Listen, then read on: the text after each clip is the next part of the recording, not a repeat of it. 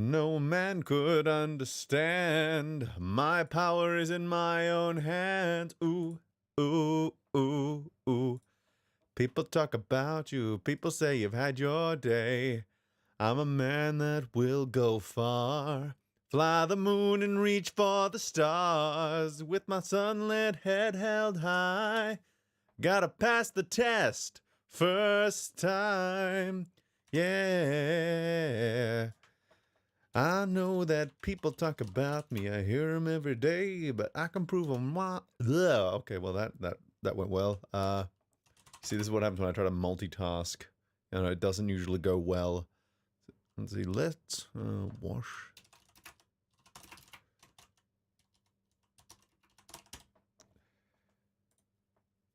Okay, got that up on the old twits.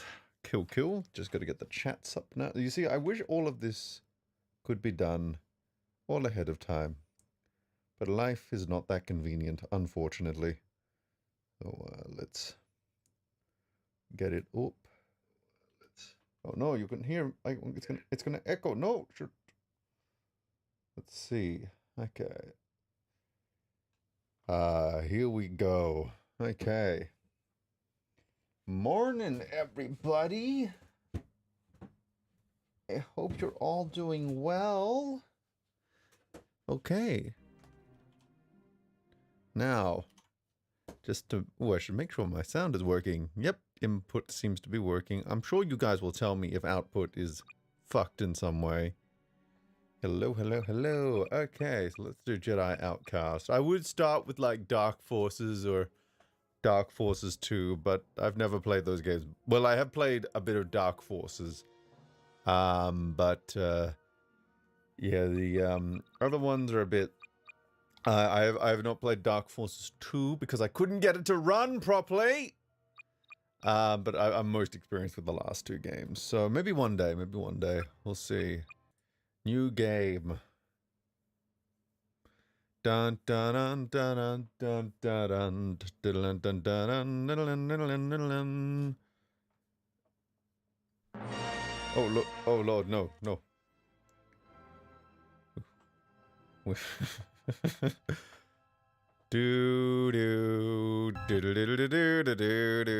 Ah, there we go. Raven's Claw. Cool. Raven's Claw. It's such a cool name for a ship. Ugh! God, what happened to your face? Whatever's causing those transmissions, it's not showing up on any of the sensors. Like. This is dead as the rest of Shedgem. Oh, that face. She never used to send pros like us out on blue milk runs like this. Kyle, what happened to your teeth? Mon Mothma, Kyle was just talking about you. Get wrecked, Kyle. I bring troubling information about your mission on Kejim. I hate it when you say troubling. We've managed to decode a small fraction Oh, of the thank you, transmission we Crafton intercepted. Crunch. Well, listen for yourselves. I will fire. Shadow.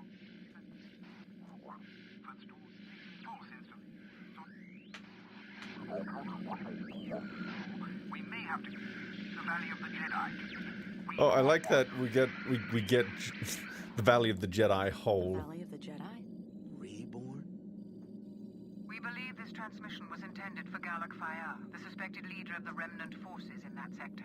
It's probably nothing more than a couple of soldiers telling tales around the glow lamp. But as you are the only survivors Around of the the Valley glow of the lamp? Jedi incident, I thought it only Yeah, I fair guess. to warn you that this mission may be more dangerous than we originally anticipated. I'm just mesmerized by the Your star objectives, fields however, either side. remain the same. Find out what you can. Clear out any remnant forces you encounter. This isn't the Rey versus Luke fight. So much for the Hello, blue milk. Editron. Shh, I think I saw someone. Okay.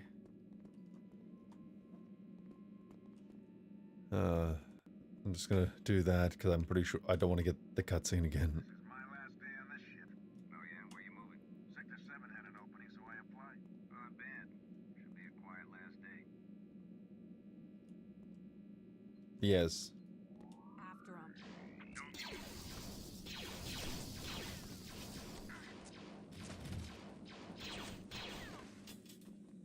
Boom. Ooh. That'll grow back. Don't Hmm. Why the hell does that electrocute him? Is that like the news?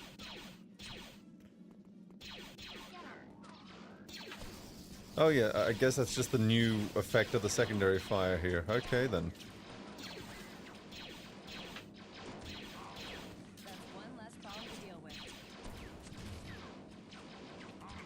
I'm gonna kick you to death.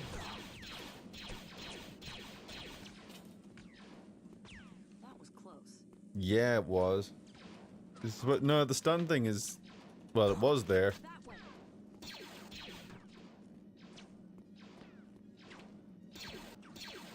I think they're just trying to make the secondary fire a little bit more unique. I'm not sure.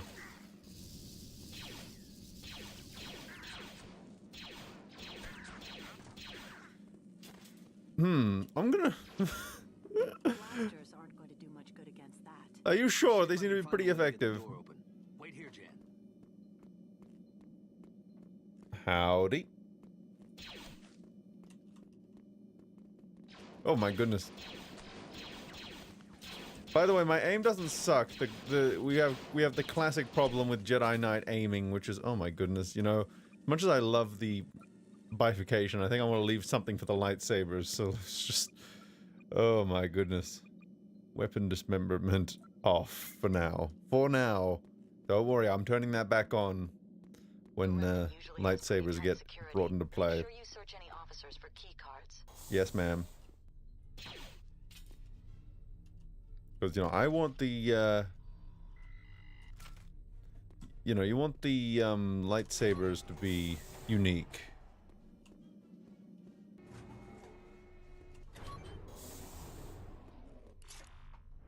Defenses online.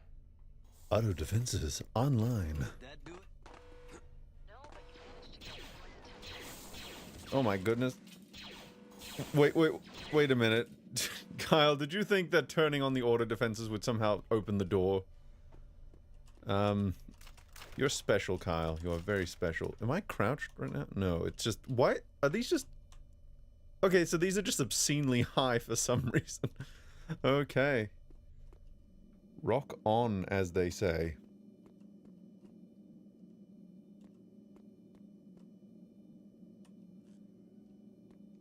I'm resisting the temptation to jump down there, because, you know, if you play these games long enough, you know, fall damage it kind of doesn't feel like it should apply, but then you realize that we're still very much in normie mode at the moment.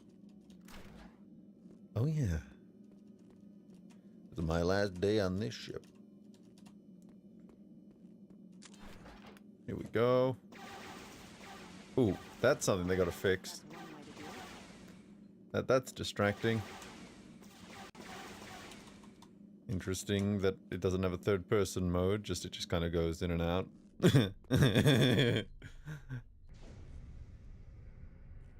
Kyle be a shorty. I love his little pose. Just, nah. What do he look like when I just... Okay, so he looks normal when... Stay here, Jan. He's trying to do the Han Solo thing, but he's not quite doing it. Don't take all day. I do like... I've always liked his little Briar pistol, though. I don't know why. Might be nostalgia. Arrest him. Come back here. Don't lose them. Okay, you see how the blaster sometimes misses? I guess that might just be standard spread. It's just a bit hard to account for. Okay, nope. It's not just standard spread. It just doesn't aim properly. Okay.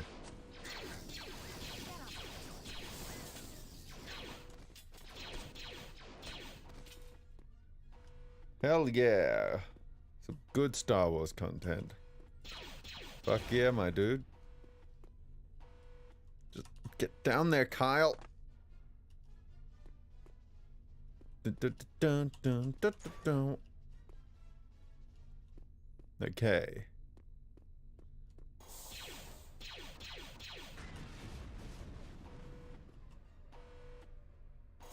Haha. That's one way to do it.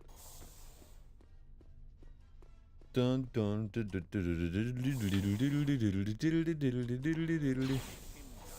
Take him down. You know, I have been because of these games where they always use like the same voice actors for the stormtroopers and the Imperial officers, I always get so thrown when, you know, I watch the more recent stuff, and all the stormtroopers sound different, all the officers sound different. It's like, no, they're meant to sound a certain way. No. Look at Kyle's armed. I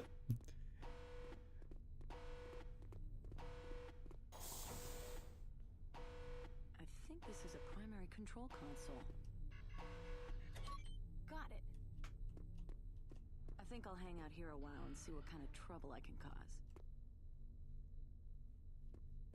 Okay then. Oh my goodness.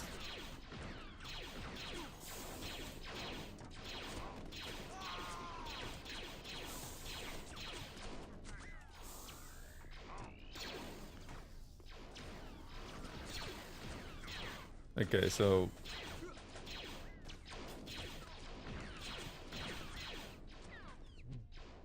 Voom. Voom. Voom, I say.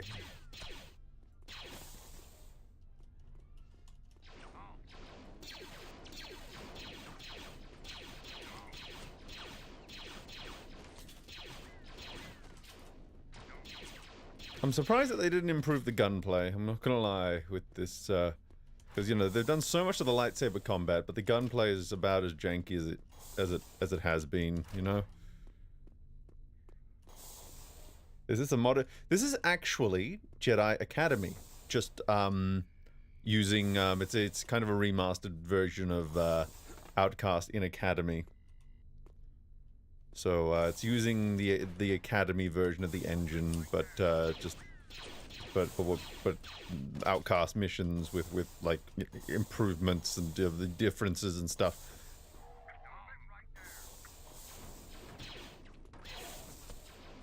Yeah, I do wonder. Yeah, they are quite slow. Did you know that one stormtrooper got shot in the back of the head?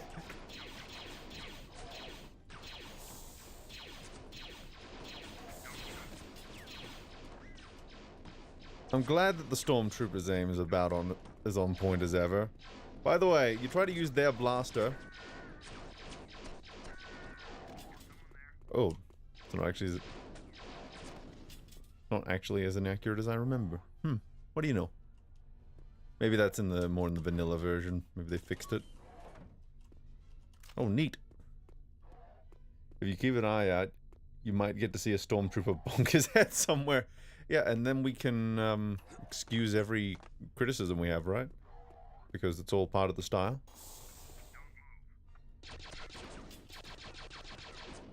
Okay, so did you see how I missed almost every shot there? You know, that kind of explains a few things. Apparently that was... I read somewhere that they intentionally made this blaster a little bit more inaccurate just so they could recreate the stormtrooper aim. Again, feeding into the false meme!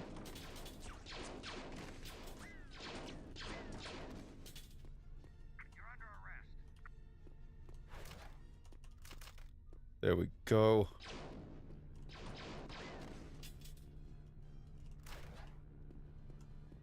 Oh, yep. It's offline. It's offline. It's offline. It's offline. It's offline. It's offline. It's offline. Yeah, you know why I did that? Because I used to do that when I played this when I was younger, and I felt like I needed to recreate the experience, you know? No.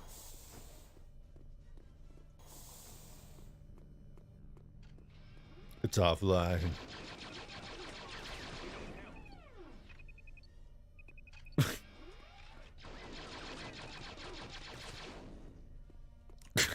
It's like how he's aiming at me, but he can't do anything.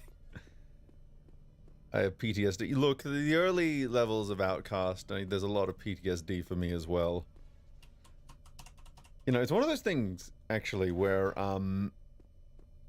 half the people say that Outcast has these amazing opening levels, and the other half say they're a complete slog. I'm not sure where I fall, because there's like, how do they hold it from a technical point of view versus, you know, how much do I enjoy them? Because the Jedi Academy levels are far more linear, and they're far less intricate, but you know, Academy tends to be a much more of a go-to game for me than Outcast does. So, but then again, I think that's just because there's more immediate gratification with Academy than there is with Outcast, because Outcast is a lot more, I guess, intentionally paced, while Outcast is more intentionally paced, while Academy is more like, you know, here's some bite-sized missions to kind of go through with different themes, and basically it shows that game only had, like, I think just over a year of development, so they had to come up with something very quickly, which is kind of amazing considering that game, where that game's held, and I think it helps that they already had all the groundwork laid with this one. Where am I going? This is what always happens with this level. I don't know where the hell I'm going. Okay.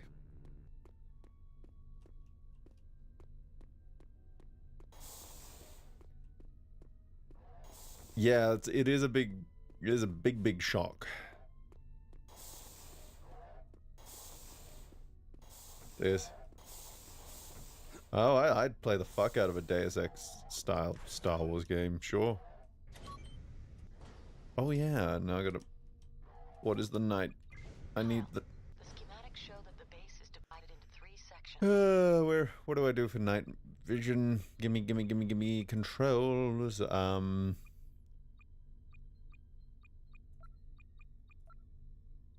Ooh, there would be an other, wouldn't it? Taunt should be T. Gloat should be G. Bow should be B. Meditate should be M. I don't let's see how long we can go with that. Anyway. Quick keys.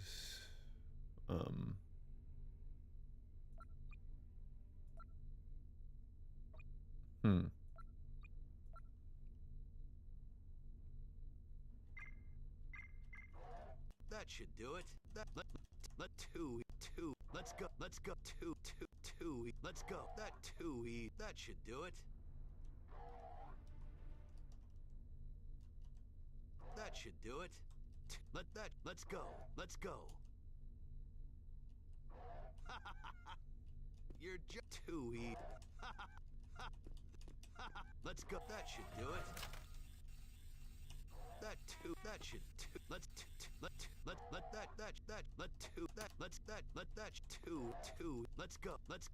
That should two. Well, thank you very much, Geordie. Let's go. That should let's go. Hello, Swalpool 2. That should too easy. And now we meditate. And this will be the game. Disturbance was reported in Sector 10 this morning. What sort of disturbance? A droid set off the security system on the lower level. That's the 3rd time this month. Won't be the last time either.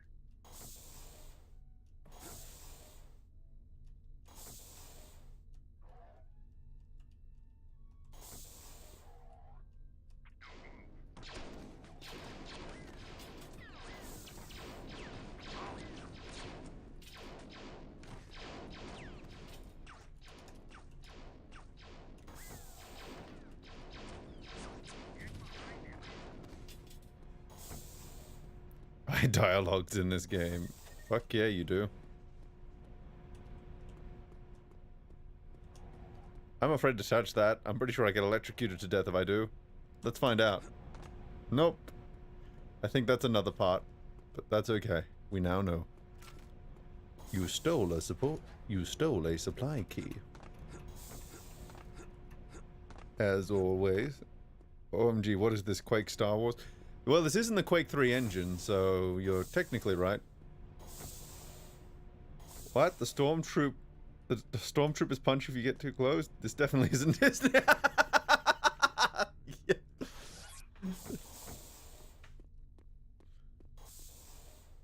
Did Kenobi ever explain why Bale never showed up on Tatooine after sending that brain-dead message saying he was going to Tatooine? No.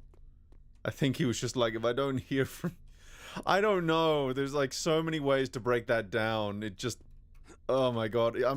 You know, you get stuck on the fact that he put such details in a recording at all that... Oh, there's so much wrong. So much wrong.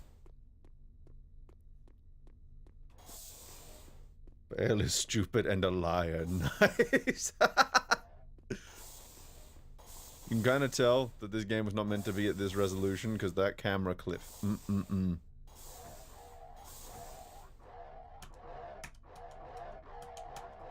Okay, I now position myself behind the gonk and... You're welcome.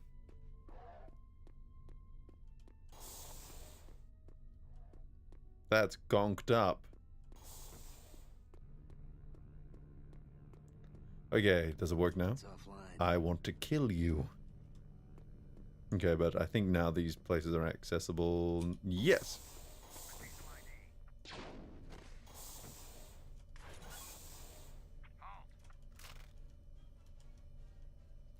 That's a nice pose there.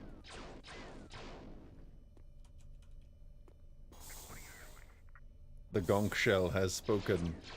You know, I only recently found out what gonk droids are for. They are basically walking batteries.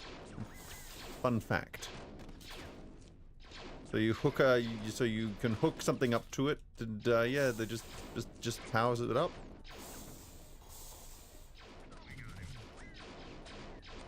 Oh, that's it. Kyle, your hair's on fire.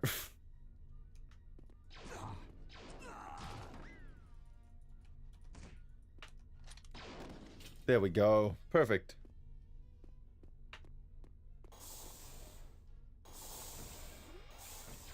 So they tortured a... Yeah, they did torture a battery. I think it was quite rude. I think it was quite very rude. Oh, I see. So this turns those things good, I guess. Oh, I regret destroying the other ones now. It's been a while since I played the early levels of Outcast, I'm not gonna lie. Yee, the gonk droids were in galactic battleground as a unit. Hell. How can Star Wars be saved? Hope that AI and deepfakes progress to the point where fans can just make their own versions and anyone can really make them, so you can just make your own sequel trilogy and your own Kenobi show and your own Mandalorian and Boba Fett show. Yeah, that's kind of where I'm at with that. It's just kind of like, well, we're gonna just have to wait for technology to catch up. And then we can make our own. And we're getting there. Like, that DALL-E bot shows a lot of promise. Thanos, snap everything but OT, start again without... Oh, I would, Because the thing, right? Because you only have the ability to destroy, to create or destroy. So I would keep the PT, snap out some parts of the old EU, but not all of it. I think you're good if you keep that canon as a basis. Just erase everything Disney did, though. Like, the few highlights are not worth the absolute whatever the fuck we've gotten.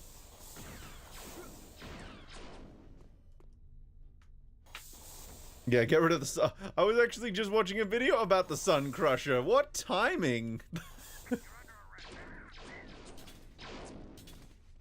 Well, a video that mentions the Sun Crusher, but yeah, what a somewhat, that is one of those things that, oh man, Like, it's one of those things that if that showed up in Disney Star Wars, no one would be shocked, and they'd somehow make it more retarded. I guarantee you.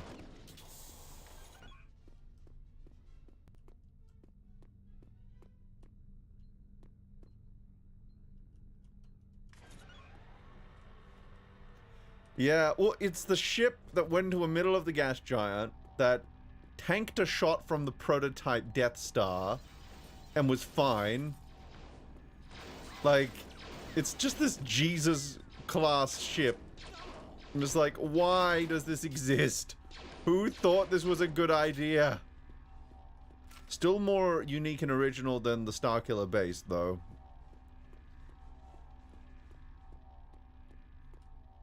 That one's just another Death Star. At least that one, at least the Sun Crusher's destroyed solar systems.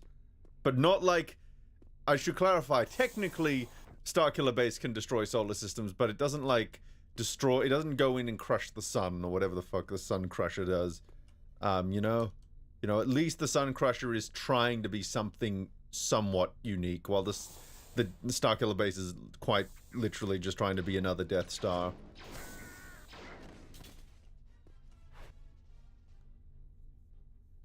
Beep beep. Beep beep. We'll send the message immediately. Same people with the zombie virus would be a good weapon. I will say the Death Troopers, and I should clarify, when I'm talking about Death Troopers here, I'm talking about the zombie virus in the old EU. That made for a pretty tense experience in Star Wars Galaxies when they brought those over there. That was. I haven't read the Death Trooper novel. I have no doubt that... Well, actually, I don't know how it would have been executed. Technically, a zombie virus is something that could fit into Star Wars. It would just be very weird. You know, it doesn't really break anything to just have a zombie virus in there. Like, you can believe that that could be contained. It's just like, okay, that's a bit of a weird addition there. Project Blackwing. That novel was all... Okay. Okay.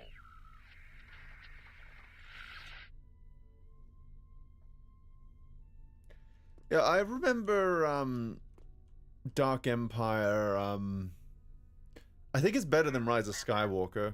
I think it has its own problems, but at least it's like people who make sense going up against a resurrected Palpatine going up against him, you know? Oh, I don't... What? Okay, so I guess we're done there. Reva redeems herself, fucks with the OT. Oh, did you notice how they fucking got Luke to avoid seeing a lightsaber by the very skin of his teeth? Like, he literally just... his ass is literally just dangling out of the roof as Reva enters the room with the ignited saber. It's unreal. What... Why would you put yourself in that position in the first place, writers? Why? There was no reason to go there. There's plenty you can do on Tatooine if you want Luke to be, like, in danger.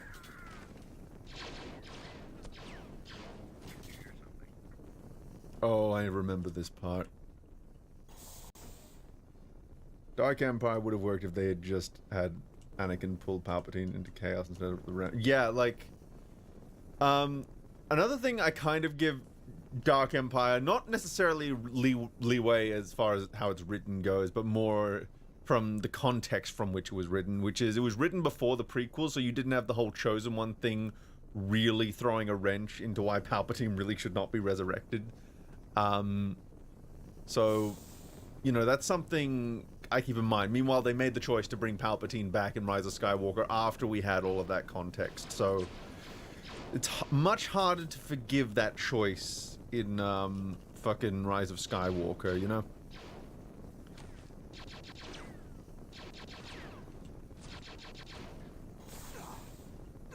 Big pews, very pew.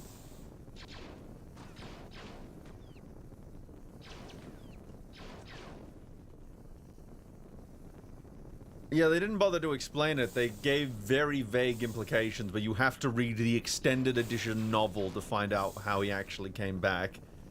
And it's basically just Dark Empire, but more retarded, so...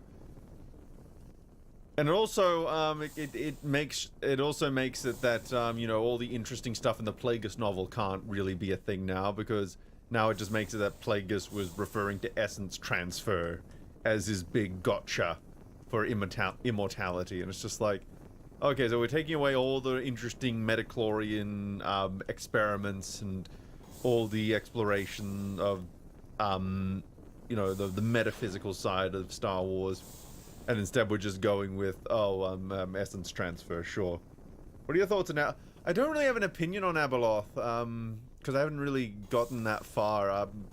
From what I've heard, there's something interesting there, at least, like this Lovecraftian entity, but at the same time I could see it going awry very quickly.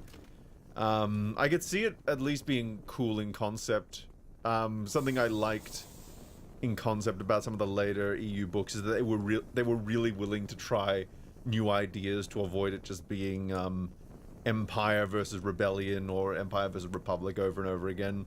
Like, I like the Yuzan Vong as a concept. I just don't know if they were executed at all well. I've heard a lot of people really against the Yuzan Vong, but I haven't read those books to really determine if it's done well or not. I like the idea of this, you go through the cycle of Republic, Empire, Rebellion, Republic, you go through this internal cycle, and then finally this external force comes from outside the galaxy, and it just disrupts everything, and it's this brand new, very original threat that no one in the galaxy has really faced before, and it comes with all kinds of new and interesting challenges. I really like that idea. Not sure how it was executed, but I like that concept.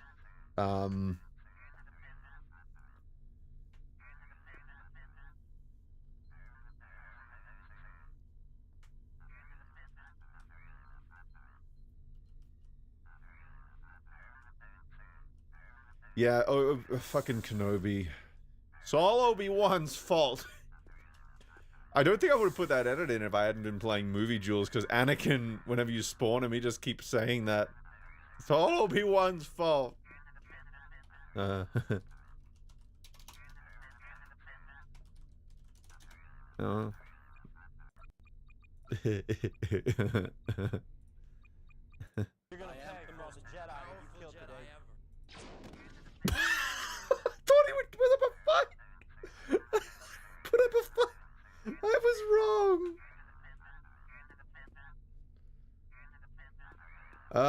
I'm not an expert on the EU. I have a general knowledge of it. Thrawn Trilogy is really good. Start there. I always recommend the KOTOR games. I wish, because the thing about me is that I definitely want to read more EU books. It's just that my ADHD makes it quite difficult to focus on getting through a book a lot of the time. So that's just why I'm not a huge reader, unfortunately. But I really like a lot of what I've read about in the EU. A lot of good like I have no doubt that it's a mixed bag, but let's just say I will take the mixed bag, because a mixed bag means there's good stuff mixed in there that you can appreciate and latch onto. Can't do that with the new stuff. The most you can get is Rogue One, maybe some of Rebels. That's about your lot. Oh my. Well, not going back that way. What am I doing? Ooh, super chat. It's Star Wars. A blast to the face wouldn't kill him these days. You are correct. No, what the fuck just happened? No. Oh, okay. There was literally a hole in the floor. I thought the game had glitched. Well, still, that would be an annoying way to die, I think. Considering how big the EU... Yeah, like, it's... From what I've heard, it's actually a very big misconception that the EU was this really contradictory, inconsistent thing. Because, from what I know, whenever a contradiction came up, they had a department there that would just straighten things out. That they would make sure that future novels would account for it, and they would often add different, you know, wrinkles and flavors to the universe to kind of make everything play nice with each other. And of course, nothing's going to be okay, I guess I'm just not going, oh, I remember how to do this. Yeah, I remember now. So I appreciate the clear effort that was being put into the old universe as far as keeping all the continuity straight. It's just a shame that we're not, you know, every time they do something new in this universe, not only does it not have anything to really sink your teeth into, it also just ends up breaking old stuff. So, it's annoying. It really is. Yeah, that's the thing. Like, I remember Hayden Blackman, I think he was the Holocron Keeper for a little while, and he went in expecting it to be this hugely contradictory mess, and then he went in, it was just like, oh, actually, if you put it all together, it actually all lines up really well, and he found it actually quite easy to, I think he had to publish an encyclopedia or something. And he just found it to be a relatively easygoing experience because there was a lot of internal logic that was playing really nice together. So that's what I've heard anyway. That it was, you know, it was a nice. It was like a mostly consistent universe with some exceptions. Like I think that they had to straighten out a lot when the prequels came out, and I heard when Clone Wars came out, they were. You know, they were basically having to go through a similar thing, but didn't really get the chance to straighten out all of Clone Wars with the rest of continuity because Disney bought it up. So that just remains forever incongruent. What the hell am I meant to do here? Disney EU is not a universe, it's a collection of sets with nothing outside of them. Yep. The use key keeps coming up, and I'm so confused as to why. Anyway. Yeah, the Disney's... anytime I see something with potential and I see, oh, but you don't have a Legends banner, or, oh, you have a Disney logo in the top corner, or, oh, you're very clearly, oh no. You know, it's just kind of, it's a give up all hope moment as soon as you see it, which is kind of isn't that a glowing endorsement of your brand whenever someone just sees, you know, something recent. Oh, I see, this probably goes up. Yeah, there we go. I remember that we had to get up here. I just couldn't remember the how. Oh, probe droid, no! Wow, this is taking... Wow, remember when probe droids could, like, put up a fight? Like, they actually remembered that the probe droid in Empire self-destructed, so good job, Jedi Outcast people. Like, you know, characters like Kyle Katarn here, he started off in this game, and then he became a really pivotal figure in the later novels, as far as I know. Like, there was just a good attention to what was, to detail as far as I can tell with the old EU. Like, obviously never perfect, but you know, you have James is it James Luceno? Is that the name of him? You know, the author of the Darth Plagueis novel. Before he wrote Darth Plagueis, he went through basically everything before Phantom Menace, and I think a lot of other EU books and stuff on top of that, just basically trying to become, you know, just basically giving himself an extended education on Star Wars canon, so that when he was writing this book to try and figure out how does Darth Plagueis slot into the larger canon, you can see by reading that novel exactly where he slots in and how everything he was doing relates to everything else that has already been established. So I actually want to reread that book at some point after going through a bunch of other EU stuff, because apparently there's reference to dozens of other novels in there. And one of my complaints about the novel, just from a standalone point of view, is that it does come off as a little disjointed at times, because it's kind of assuming that you're familiar with certain things. So it'll make reference to events from comics and from other novels, and it's kind of just expecting you to have, like, for example, read the Phantom Menace prequel novel, or the Darth Maul prequel comics and stuff like that, because it's kind of, by the end, it's very much interweaving between all of these other major events that are going on, because it's really trying to slot itself into canon. And I really appreciate stories like that are going the extra mile to really go, this is what was happening while this was going on. And it actually even adds a bit of perspective to the movies, because, you know, the balcony scene from Phantom Menace, when Maul and fucking when Maul and Sidious are talking, well, guess who's inside the apartment of that balcony? Yeah, Plagueis is just off screen in Phantom Menace, according to the Darth Plagueis book. That's kind of interesting to think that, because they established that Plagueis died the night of the election, basically, in Phantom Menace. So he's alive up until he dies in between the second last and last scenes of Phantom Menace, if I recall correctly. It's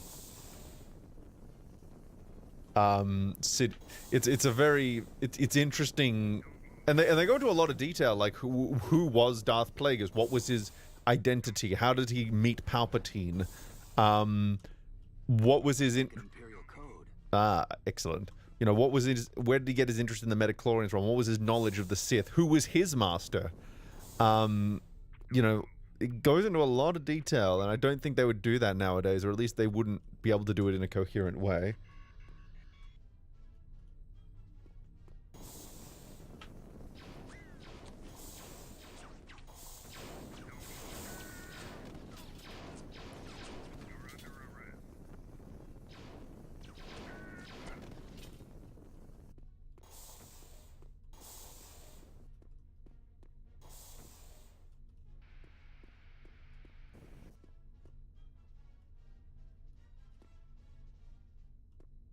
No, I don't think they would do.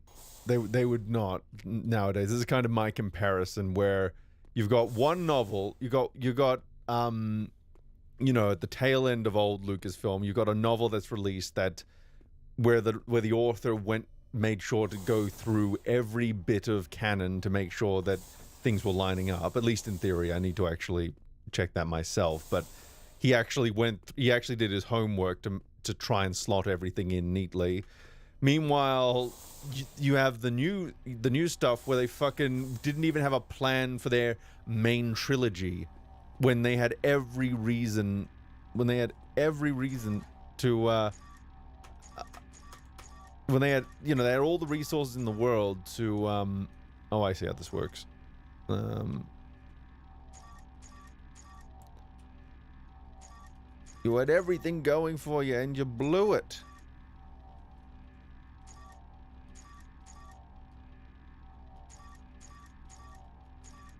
Let's see.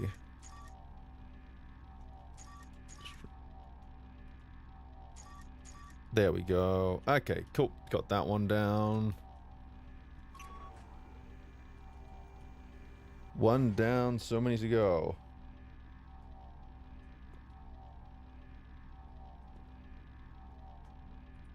Well, you gotta remember that Palpatine was not...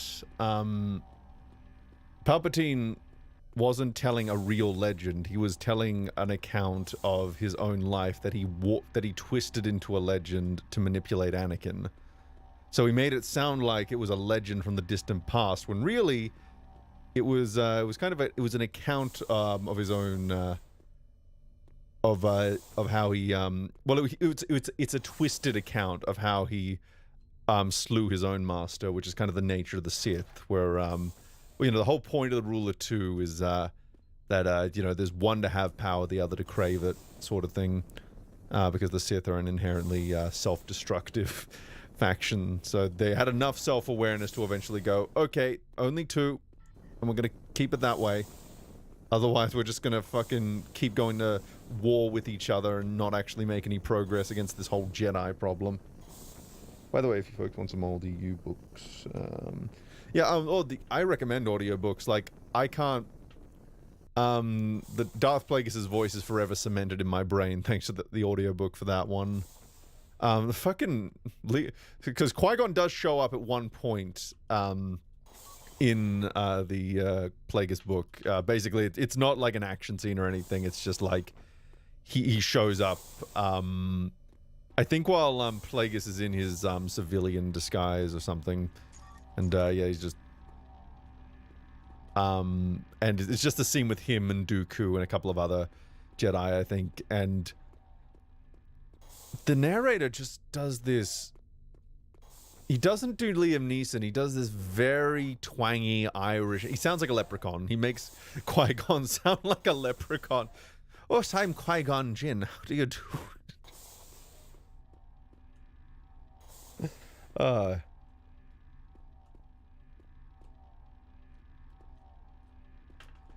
Well, here's the thing. The Darth Plagueis novel, the thing about the Ruler 2 is that you are correct. I think there's a line in the Darth Plagueis novel saying that very few Sith have actually ever followed it strictly. But it is a principle that they've tried to roughly adhere to. But the nature of the Sith isn't to follow rules. So a lot of Sith, they've either had second apprentices or apprentices have taken on secret apprentices to try and overthrow their masters. Like, the whole nature of the Sith is treachery and trying to vie for power. So they'll stay within the rule of two, but it's very, very rarely will they stick to it within the letter. So the Sith never becomes a big faction, but master and apprentice are often playing this chess game against one another. And if the master wins, that means that the apprentice wasn't worthy, and so the master needs to find another apprentice that might one day usurp them, or the apprentice kills the master and then becomes the new Lord of the Sith. That's kind of the way I understand the rule of two.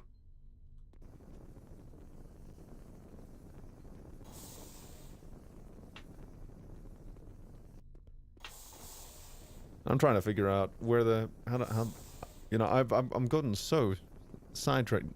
Meme has done the thing again where he's talked about something completely irrelevant for 20 minutes while he wanders around the already completed parts of the map. Let's try and get back on track.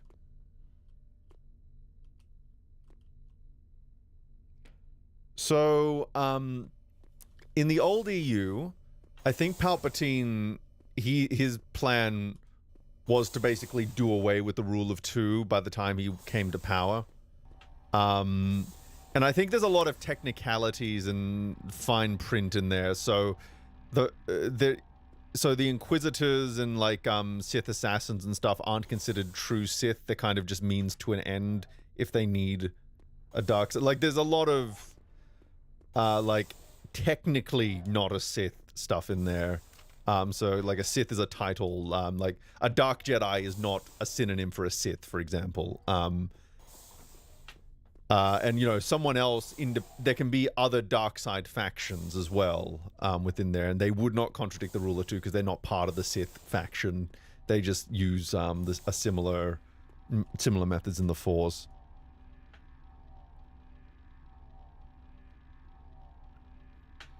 The rule, I think okay, so there's so the letter and the spirit of the law is that there should only be two Sith. But, well, I think the spirit of the law is that there should only be two Sith. But I think a lot of Sith have tried to just bypass it with, oh, technically this assassin isn't a Sith, so we can keep them. They're useful to me. And I think with the Inquisitors, I think by that, at least in the old EU, by that point, Palpatine was very much done with the whole rule of two thing. Plagueis was already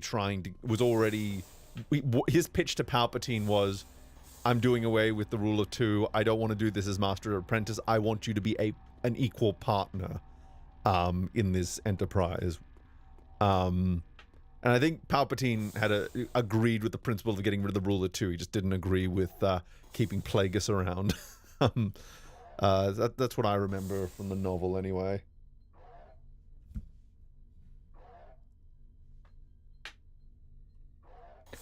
Yeah, so Sidious was pitched Maul to Plagueis as, oh, this is just my assassin. This isn't my apprentice. But we'll tell him that he is a proper Sith because that you know we'll tell him he's a proper Sith just to make sure that he stays loyal. And we won't make him aware of you. But Palpatine was playing 4D chess at that point because he was actually training Maul to be his proper apprentice, and while he was plotting to downfall. The Sith like to scheme. Did you realize that the Sith like to just plot and scheme and vie for power? And where is this other code? I'm lost.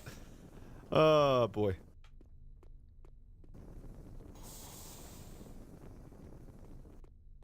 Yeah, Ventress is a similar situation, and I think it's an interesting bit of fridge logic there, where in the Clone Wars, Sidious told what's his name? Oh yeah, where Sidious told Dooku to kill Ventress, and after a little while, and you just got to think like, you know, because Clone Wars is in that weird place where it's technically. It is and it isn't canon to the EU. Like, it obviously, I think they obviously were treating it as such, but there's a lot that just doesn't line up. So I'm not gonna get into the weeds of that issue. We're not gonna do that. I'm not gonna get into that debate about whether or not Clone Wars counts. We're going to just assume that we know that the writers were taking it on board during the later era, so we will just go with that and not go into the weeds of how Clone Wars really doesn't line up with a lot of the EU. But there's an interesting fridge logic there in that Dooku was doing the exact same thing with Ventress that Sidious was doing with Maul, so he could see right through the tactic, and he was just like, you know what, you're going to kill that apprentice that you are building up as a quote-unquote assassin, because I'm not letting you do what I did to my master. Kyle, I'm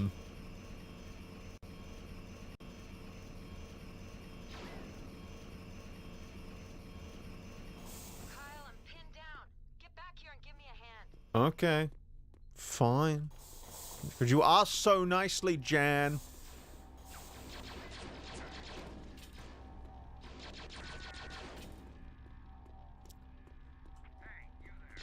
Dun, dun, dun. The one thing that these old Jedi Knight games really needed was their own original soundtrack, because it's all recycled from the films.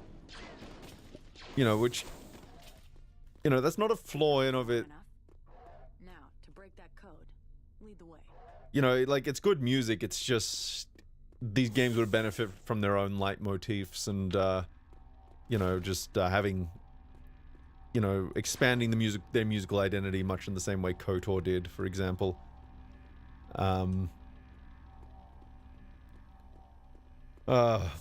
better than Kenobi, where fucking all the familiar leitmotifs were just fucking bookend. It was just a bookend to the to each character. And like, oh, this is Darth Vader's last scene. Well, we'll finally play Imperial March. Oh, this is Leia's last scene. We'll finally play her fucking theme. Oh, it's Obi-Wan's.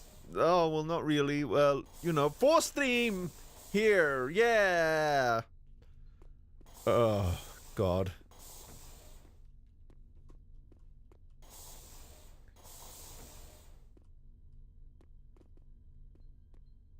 Oh yeah, KOTOR is my favorite. Both KOTOR games are I think they both share a spot for my favorite game, just because, I don't know, they're so inseparable to me as just like this little duology that never got finished. No, I don't know what the Old Republic is. No.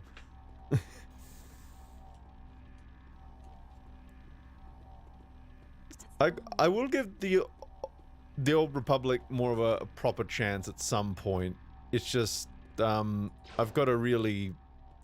Because I've heard that if you ignore the KOTOR connections, it's got a lot of good stuff in there. It's got a lot of bad stuff in there as well, but I've heard...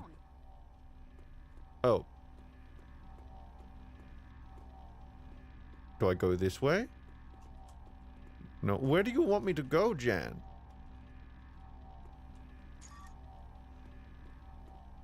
What, am I supposed to do this alone? Okay, where do you want me to go? Because I can't go in there, Jan. I can't see.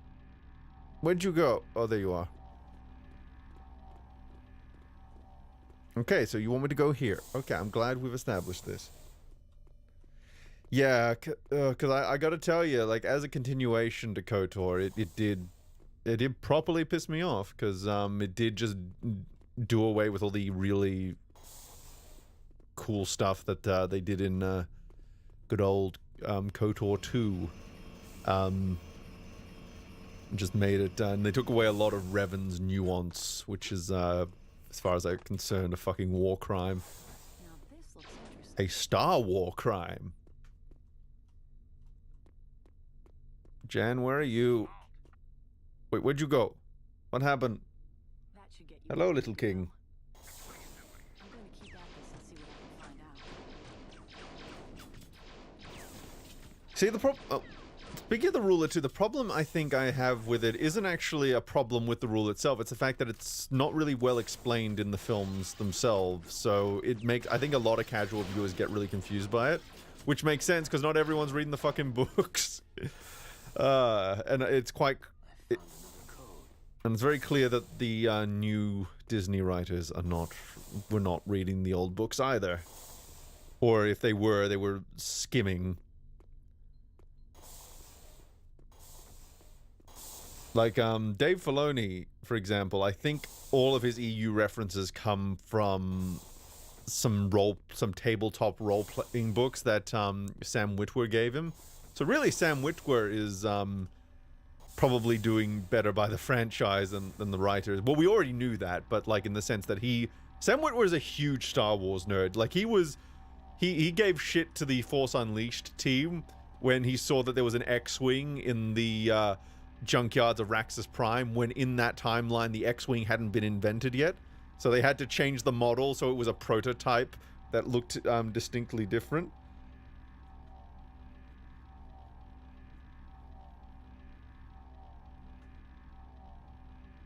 Well, KOTOR 2 established some interesting wrinkles to the mythology and about the Sith and all that.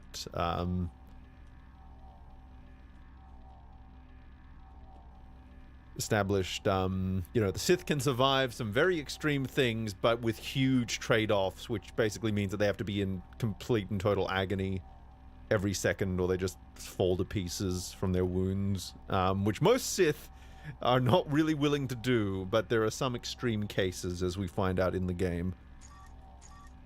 Oh yeah, the other one. Yeah, this is... Darth Sign's an interesting one. He really is. Here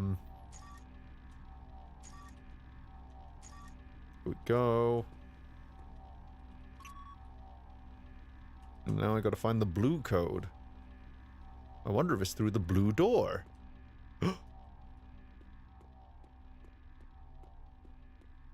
Maybe. Maybe not. Maybe... But the other one... Oh, no, wait. The other thing. Why am I going there when the other thing is opened up? Huh. Oh, wait. This is the other thing. Oh.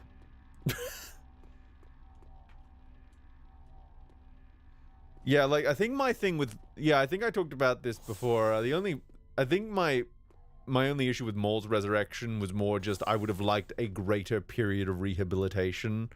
And, like, some flashbacks to how he got from A to B. Like, I'm fine with, the whole, like, his hatred sustained him sort of thing. I would have liked more exploration of that rather than it just being a singular line within the context of that show.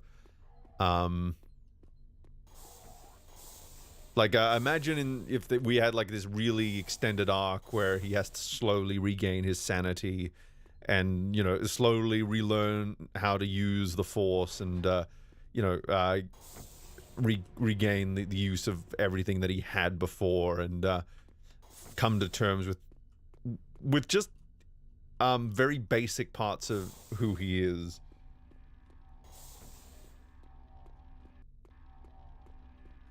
Oh, well, if you're talking about the, old, the old Wounds comic, that didn't really... That probably had less of an explanation for his survival than Clone Wars did. He just kind of showed up with robot legs. and just wanted to kill Obi-Wan.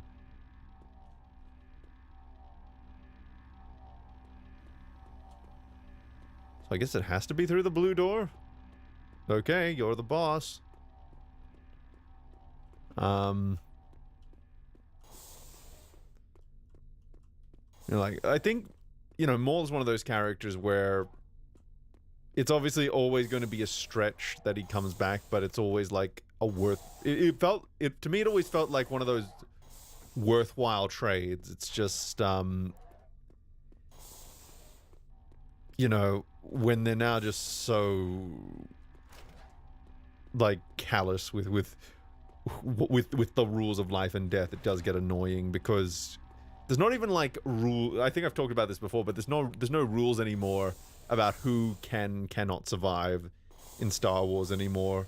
Anyone can survive anything if the writer decides. It's not like you can find a consistent pattern as far as who survives the more extreme ills than others. It's literally just down to the writer.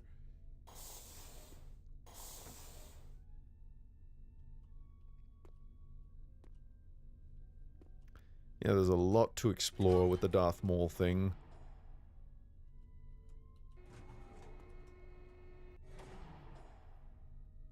Oh yeah, I know where that leads.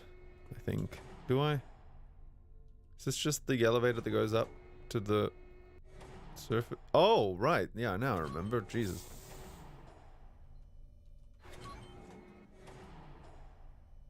Can you go back down?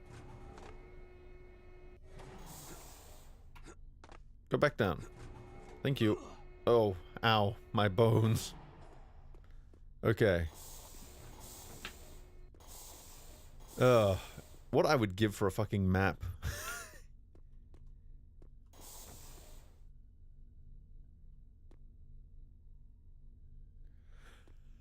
At this point, like, I pick and choose when it comes to the Clone Wars, because it's just like there are so many different recountings that fit together. So it's like I will put into my headcanon what I like and what I don't. Just still got to read the Star Wars Republic comics, because that will complete my view of the Clone Wars, and I will then have all the information for what I will and will not include in my headcanon.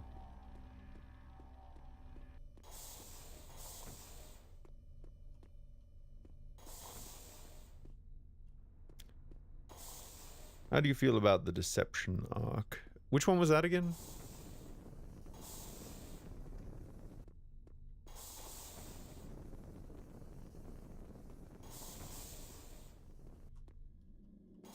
Oh, from the oh no, wait, that is an unrelated chat. Yeah, I like the 2003 one.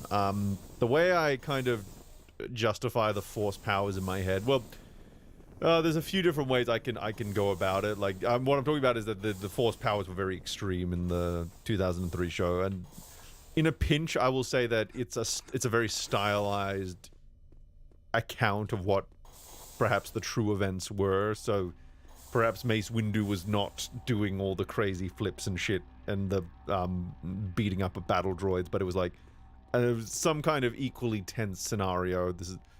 Or alternatively, we have to look at which Force users are doing what. So is it contradictory for Mace Windu to be doing that versus what he's done in the films?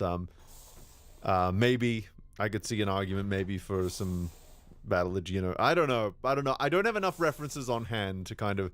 I don't like to dismiss things summarily. Here we go. I found the last code. Oh yes, General Grievous in the 2003 show. That is a realization of that character, to say the least. It is properly... You know, what I like about Grievous in concept is that he's someone who uses psychological warfare against the Jedi.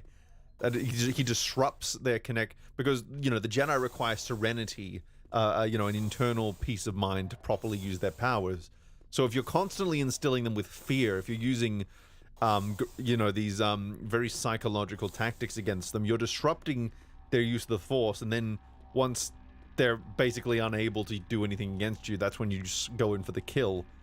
And it's quite interesting from that point of view. I like it.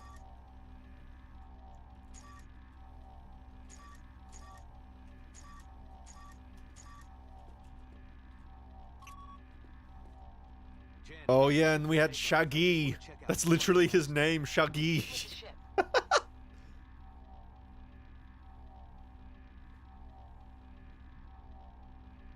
Yeah, I don't know what they were doing with the fucking Gungan thing, I really don't.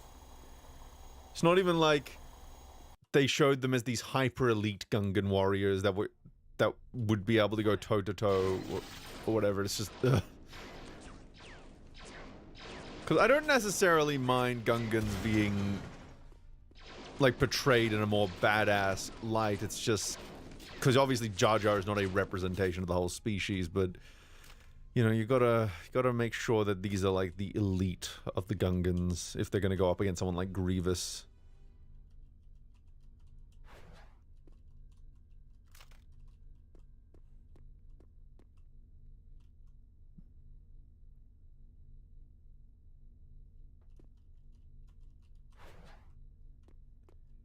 Yeah. There we go, security key. Who goes there?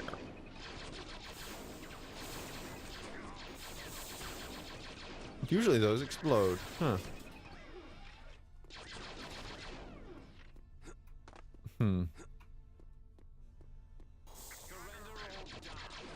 How, well, you didn't say who dies.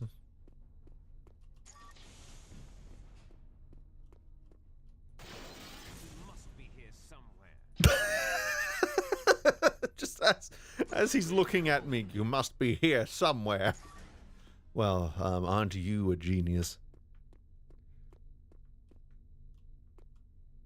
Yeah, so the reason for the discrepancy, right, is that so Grievous in the Clone Wars, all they had, like the 2003 one, like the Star Wars Clone Wars one, the Tartakovsky one, that was originally meant to be Dirge. That was originally meant to be Dirge coming back, but then at the last minute they got a call from on high saying, oh yeah, no, we wanted you to introduce this new character that's going to be in the upcoming film. Here's some concept art and a very basic, like, summary of who he is. But other than that, they didn't get the script or anything, so they just basically wrote the character from whole cloth, and turned him into this really badass Jedi hunter. Meanwhile, Lucas is doing something entirely different with his film.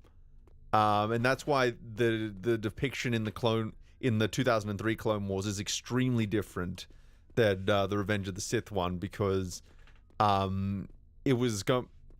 were both coming from very fundamental, and that's why he has the white cape as well, because the original concept art for Grievous had a white cape, I'm pretty sure.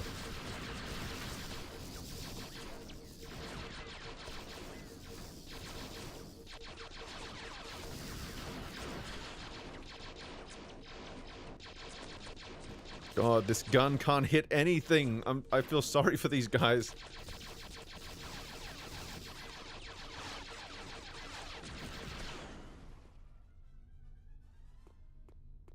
I think, well, even George Lucas himself has said that he's a terrible writer. Like, he's a great storyteller, broadly, and he's a great world builder. It's just the meat and potatoes of the script he desperately needs help with. Which is an admitted flaw that he has, which is kind of funny when, like, people go out of their way to defend the prequels when even he's like, yeah, I'm not a very good writer. I have a lot of flaws. I would, you know, I take for, like, one of his main problems is he takes forever to write anything.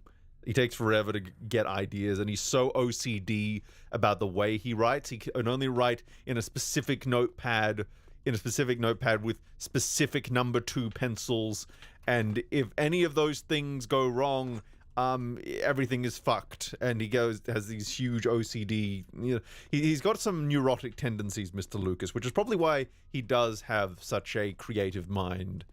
He's able to see the world in a way that a lot of people probably can't, but that also comes with certain trade-offs. Jeez, it's freezing in here. Yes, it is. Oh yeah, definitely. I would like Revenge of the Sith is my favorite Star Wars film, warts and all. It just does something for me that none of the other films quite do. Even if the OT is very much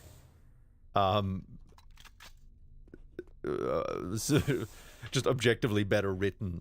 It is just there's just no you know, none of the OT, it has a very special place in my heart, but Revenge of the Sith, like, that is it's just something that just lives in a very, it's got a platform there, you know. I can't really do anything about that. That's just how my emotions work.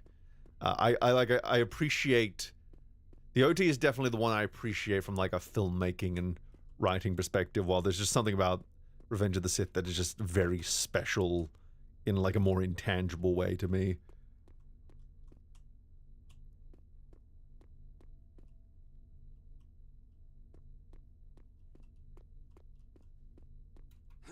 Let's see. Yeah, I think a lot of people, well, I think a lot of people kind of have that perspective. Like, there's something about that. Whether it's the music, I think it's the tone, it's the music, it's the subject matter. There's a lot of stuff, you know, it's got like the lines aren't exactly good, but they've got just the right amount of meminess that you kind of just can't help but love them. You know, it's got this very sincere quality to it. It's hard to describe, you know, the appeal of Revenge of the Sith, but it's I think it's something that if you know it, you know it.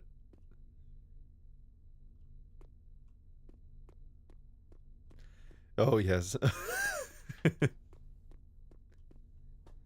Yeah, it's the tragedy of Anakin Skywalker. He's like, I think even a lot of people who really hate the prequels, they will admit that structurally speaking, Anakin has a very compelling story. It's the gripes, and you know, I can't exactly blame them. It's more with the execution. What the fuck? Just let me out, or let me up, rather. Fuck. Well, for once, the ledge grab actually is helping me rather than hindering me. Much easier to do this in third person. Why they would give me platforming? Oh, see, there is some very basic ragdoll physics in this game. Very basic, but they're there. Unlike the crap dialogue and Disney content, at least with the clunky lines in the prequels, you see what they were going for. Like how Sand reminds Anakin of his enslavement. Well, yeah, like the Sand line, it's memey as fuck, but you understand where he's coming from. His Sand reminds him of everything that everything that he has escaped from, but also everything that he's lost, as far as his family is concerned. So, naturally, Sand is going to be something, you know, it brings up a lot of mixed, but overall probably quite negative emotions with him. Yes, I am doing a deconstruction of the Sand line. That didn't work. I feel shame. Just... You have found a secret area. Oh, neat. You know, it occurs to me that a lot of the OT soundtrack I probably more associate with Jedi Knight than I do the OT.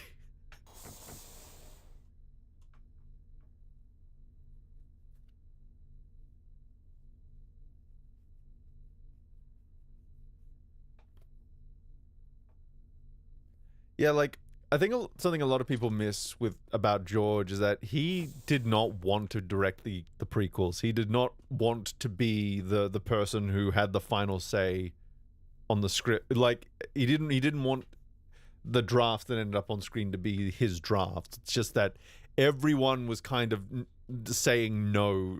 Well, okay, actually no, that's not true. With the directors, it was kind of a case of all the technology was so new that to him it only made sense that he was the one directing it, because he was the only one who knew how to make all the new stuff that they were trying play nice together. And that's kind of shows, because you see a lot of other films from that time trying to do similar things that the prequels were doing, and it wasn't quite doing it as effectively, except for stuff like Lord of the Rings and stuff. But a lot of there's a lot of stuff that was trying to incorporate green screen and CGI, and they weren't doing it as well. And that's just because it was so new at the time. And with the writing, well, I blame Lawrence Kasdan for that, because he just told him, you know, whatever your vision is, George, you know, I'm sure it is fine. I'm sure whatever this Phantom Menace script says in it, it is your vision, George. You should have... Lawrence, what have you done? What did you do? Just because you didn't want to write it. God damn it. And then you wrote Force Awakens and Solo. What the fuck?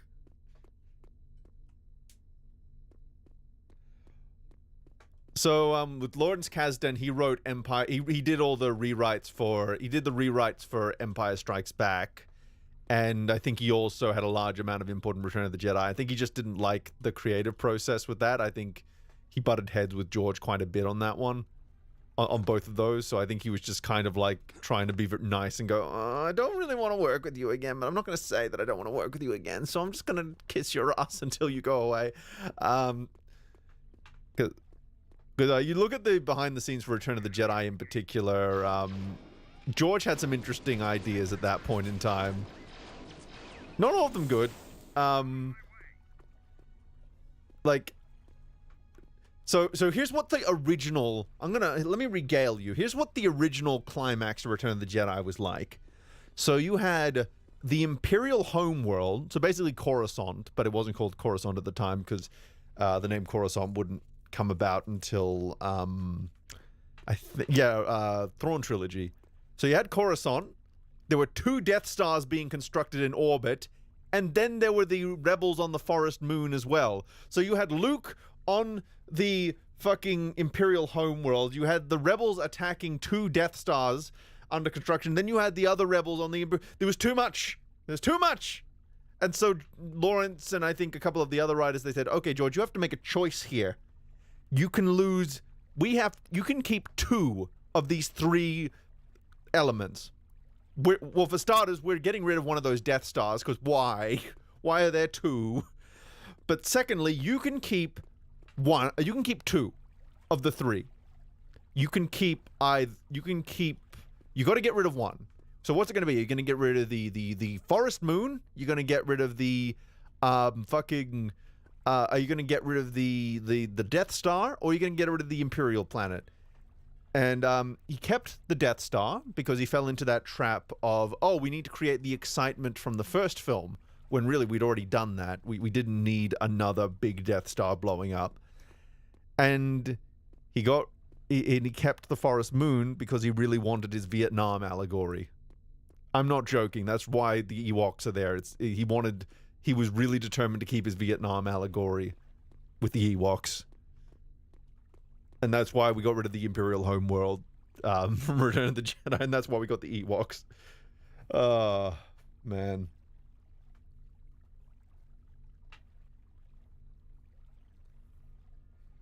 So just think about it like this. A more technologically underdeveloped society goes up against a superior military force, and they somehow win.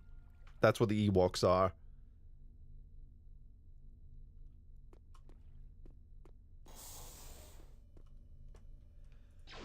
Well, here's the thing, right? In the very first... Like, a lot of people say that it was originally Wookiees. It wasn't.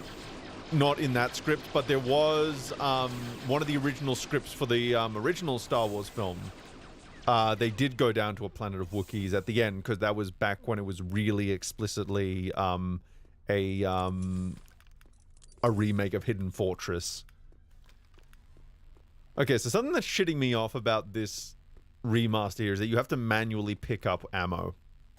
I wonder if there's an option to fix that. Okay, so let's go to options. So draws, identify target, corpse removal timer never, view swing on, saber damage very high, saber lock sometimes, force push effect. Interesting. Okay. Well, it's not there. How? Okay, so show radar, show health bar, show block point, unlockable attack warning, ledge grab, gunner melee, slow-mo action. Okay, so we don't have an option to change that. Okay. Ewoks really are just a stand-in for Asians. I will not make a joke out of that because I value my monetization status. And I also value not having audio that can be used against me in, like, now. No, we don't even need a delayed timer on that. If I even try to make an edgy joke there, it's not gonna work. No.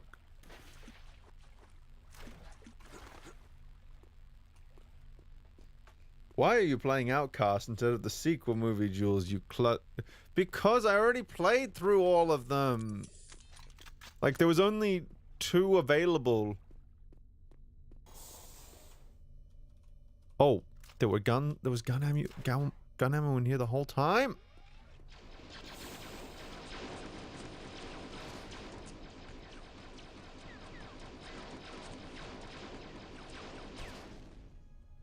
Okay. Okay. Cool. Yeah, the fucking sequel trilogy. What? The fact is, the guy who did the fucking choreography for the prequels, he is still alive. He has a company that specializes in choreography. He started a lightsaber training school for people to learn how to do prequel style combat. And they didn't use him. And the thing is, right, they didn't have to do prequel style combat for it. They could have just brought him in to make sure that whatever style of combat they were going for, that it was coherent. But they didn't. Because they didn't care. Because they were just like, well, all they saw was, oh, he's the guy who did the choreography for the prequels. That people don't like the dance fights and that. So they didn't bring him back. They didn't think that maybe he was capable of doing it in a different style. You do with that information what you like, chat. You do with that information what you goddamn like. It's locked. It's locked. But Beam, the prequel fighting is like dancing. Like, you look at the prequel, you slow down those prequel fights, you look at the direction those blades are gonna go, a lot of the time, not always, but a lot of the time, each strike is gonna be lethal. So that gives it a degree of believability. And the reason, I think what a lot of people miss is that, yes, it looks choreographed, but think about who's fighting here. These are basically superhumans who are able to not only move at significantly faster speeds, who not only, have that level of control that we do not as non-Force users, but they also oh, we already went down here. But they also have a sense of precognition, as has been established in the film. So they can kind of, like we literally in Phantom Menace, Qui-Gon says that the thing that kind of outed Anakin as a Force sensitive is the fact that in the races he could kind of see a few seconds ahead as to what was about to happen. Like, it's not enough to like break him to create this broken sense of precognition, but more just there was a general vision of what was about to happen, and thus you can anticipate. So you can think about all that, and it's just like, oh well, no wonder it looks choreographed. They're basically anticipating the moves that they've already seen in their head. Plus, they're already these advanced superhuman people. Of course, this is how they fight. Of course. But no, that's the problem with a lot of the criticisms of the prequels. It's that people aren't looking at, they're not looking at, like, the actual writing flaws. They're just looking at stuff that wasn't like the OT. And that's why we got garbage for the rest of that's why we're getting garbage Star Wars for the rest of the time, because whenever people criticize something that's different, they don't actually know how to criticize it properly. I think even Last Jedi, to an extent, like a lot of the wrong messages were sent about that film, I think, because that film is garbage. and deserves to be shat on. But I think the message Disney got was, oh yeah, people don't want themes, and they don't want different character arcs, and they don't want this, that, and the other thing. They just want OT nostalgia, or they just want nostalgia. They just want like pew pews, and it depresses me. It really does. Because you know I think what a lot of people are, you know, what Disney took away was that it's not that they did everything in that film in the worst way possible. It's the fact that what they were trying to do was the wrong thing to do, which is not the case at all. Trying to do trying to do a character-driven story with complex themes is not a bad thing. It's just that they did everything in their power to make sure they bungled it at every possible turn. And that is the issue here.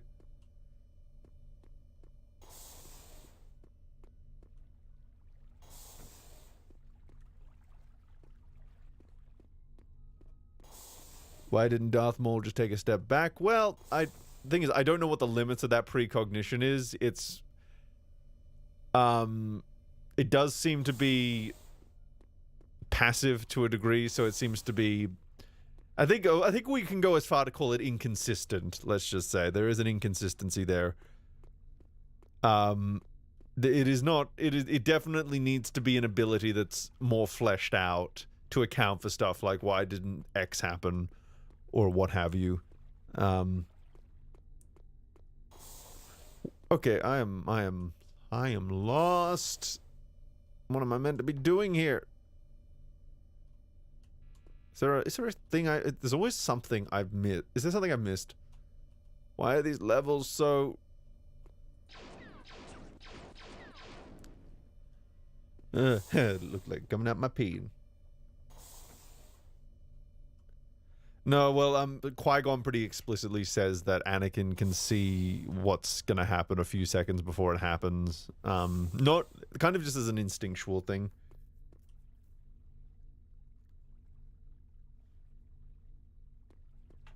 Where is the switch or whatever I'm supposed to do here? I'm so confused.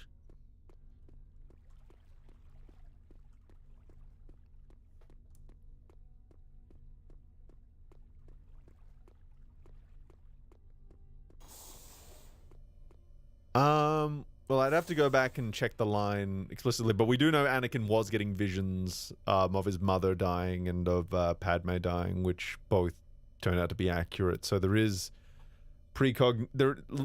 whatever form it takes, there is a form of precognition going on. That's not really a matter. Oh, and Yoda specifically says in Empire, this is the future you see. So we do see, so Jedi can see the future, yeah. Has there been any news on the that rumored fuck, I hope not. God damn. There's no way to do that character well anymore. Or at least recognizably. Like, do we trust Disney to not only do Mara Jade, but do like a completely different version, considering she would have to be completely separate from Luke Skywalker at this point? I think not. I poo-poo that idea. I think I might need to go over that way. I think we have found the solution. You see, the key to this was to look right. And you see, I just didn't think to go in that direction, not gonna lie. I just did not think that through. Also, how do I get through? Let me in! Let me in! Do I have to crouch and then jump? What is this?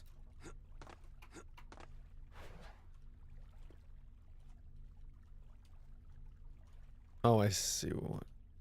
What the fuck is going on here? What the fuck is happening?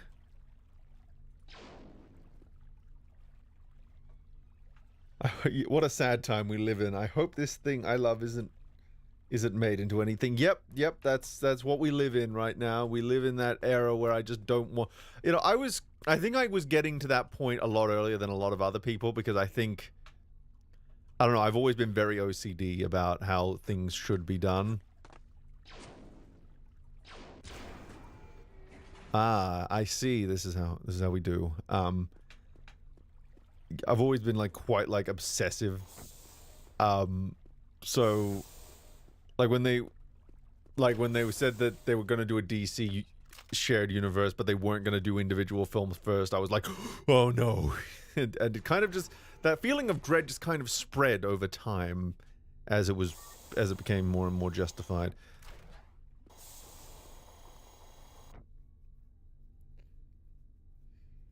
I don't even know like what the long-term future. I don't even think Lucasfilm really knows what they're doing. Well, obviously they don't, but I don't even think they quite comprehend how fucked they are. Oh, how very interesting. Like they are, like that is a, like you can go back to the prequels, right? And even though the films weren't great, it didn't do any real, like it didn't do enough quote-unquote damage to really make that an untenable time period. In fact, there's a lot of interesting things you can do, that has been done, and can still be done with that era. Not so much with the sequels. There's nothing there. That's the problem. There's not even like, it's not even like, you know, an interesting time period without a lot of flesh on it. That would be one thing. You can do something with that. There's just nothing to the world building there. There's nothing to the characters there. There's no interesting story diversions you can really explore. Like, what can you do with that time period that is actually... Well, the problem is it all leads... Even if you find an interesting concept at first, it all has to lead back to those really awful stories. And, like, awful in a way that you just never want to experience them again, rather than... like bad in the sense that, oh, this could have been better in execution, I guess, which is, you know, kind of where the prequels live. Like when you don't even have something good in concept. My God. I feel like...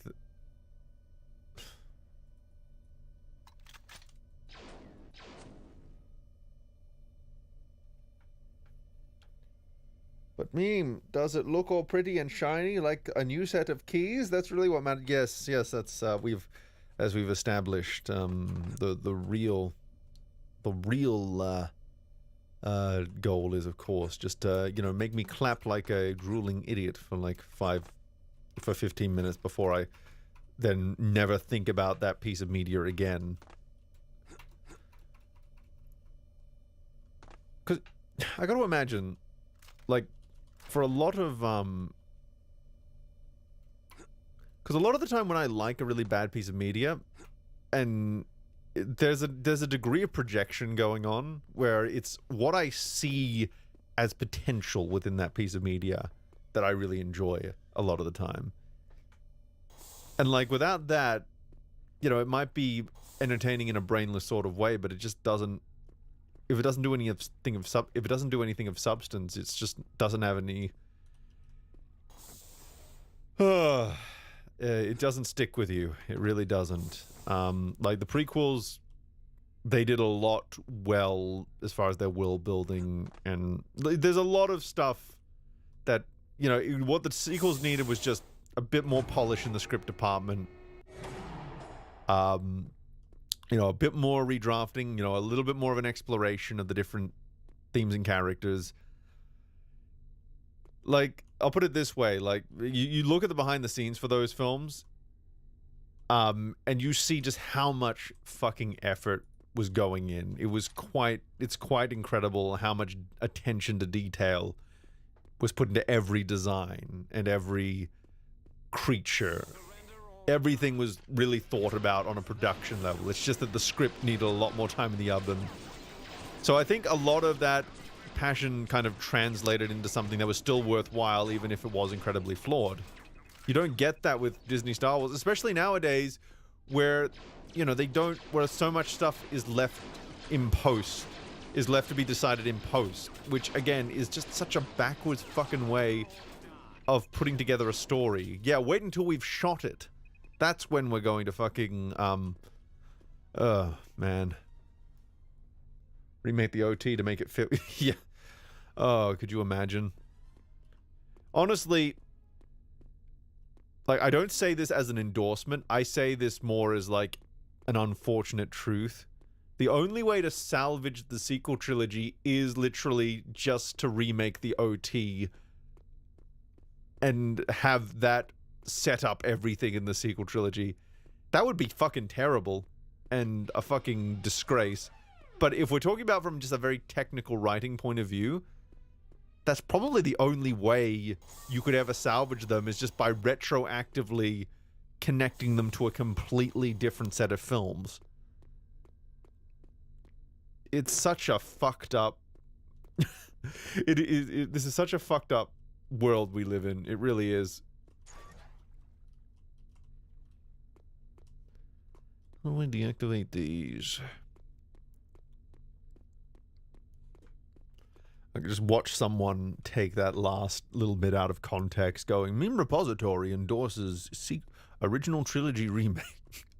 No. No, I'm speaking in like broad terms about if you had to somehow make the sequels make sense. Like, how would you do it? Oh, I see what they're doing here. I see what they're doing here. You people in chat don't know unless you played this game, but I see what they're foreshadowing there.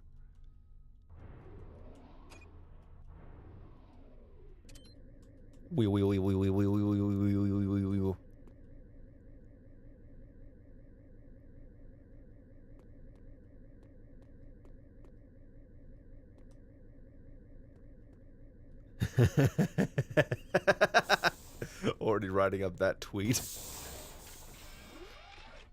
No, fuck off. Fuck off. Eat a dick.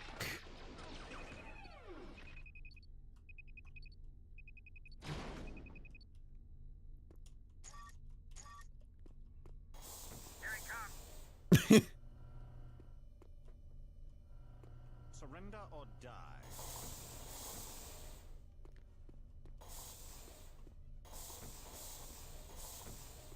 Here's the thing. It's something to note about the fucking sequel trilogy, right? Like with the EU, with getting rid of the EU, is that they set such a bad precedent with that, because that tells you that canon doesn't matter, and that they will happily dump anything if it suits them. And you know what? That's been proven to be true, because they've already retconned a lot of the stuff that they said would never be retconned. Sure, they might never, they might not retcon like stuff like the sequel trilogy, but there's a lot of books and comics that have now been actively contradicted by later sources. And there's even parts of Rebels that you have to kind of discount now, at least certain lines of dialogue, because they don't line up anymore.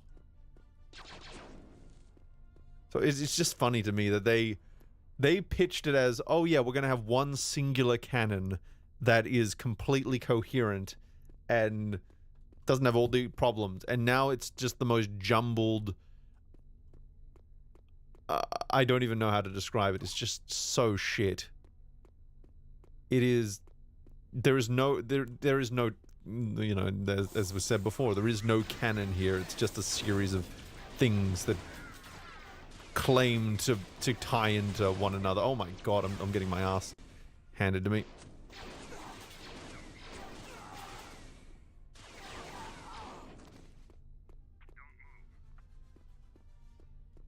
Oh no, I moved.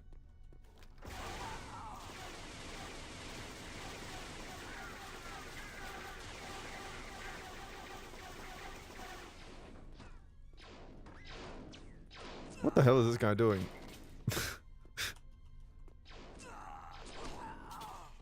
Do you think this is funny? In a cosmic sort of way, yes. Well, Mr. Funny Man.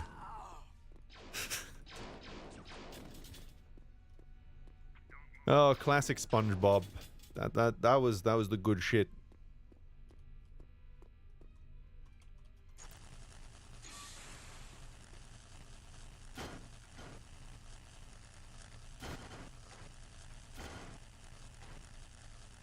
Yeah. Well, here's the thing. At least, at the very least, like, DC has retconned itself so many times and has made every retcon canonical. Like, it's become convoluted to the point of almost becoming interesting again. While with Star Wars, it's just incoherent without even, like, this rough canonical framing structure for the incoherency. There's just nothing to latch onto.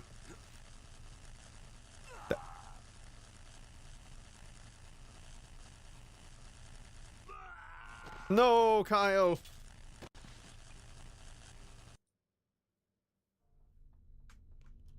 Fire! Oh wait, this shoots now? Did something break? I think something broke.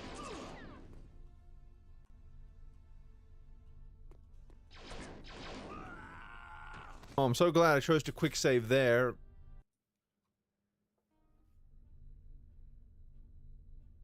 Well, from what I know, a lot of the incoherencies in the EU are kind of overblown. That's what I've been told anyway. That a lot of it is just like very, from what I know, it's just very overblown.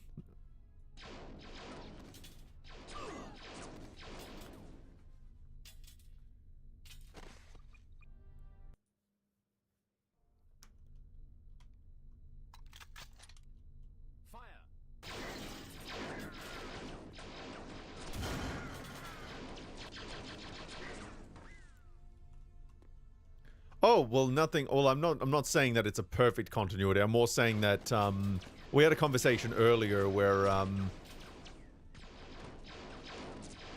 you know, they went through a lot of effort to keep that old continuity that old continuity intact. So like if there was a screw up somewhere, they were pretty quick to fix it in something later.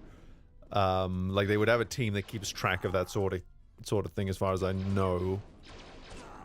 And they would go through a lot of effort to make sure that if they were inserting something into the timeline, that it didn't, like the Darth Plagueis novel is kind of the ultimate example of that, because James Luceno went through all of the expanded universe and everything, and Clone Wars and the movies and everything, just to make sure that he was inserting Plagueis into the timeline in a way that lined up with everything that came both before and after Phantom Menace.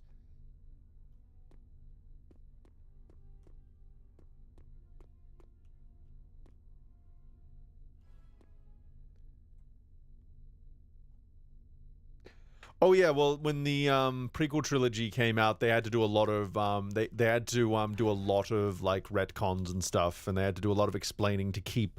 But the thing is, they bothered to do that. They bothered to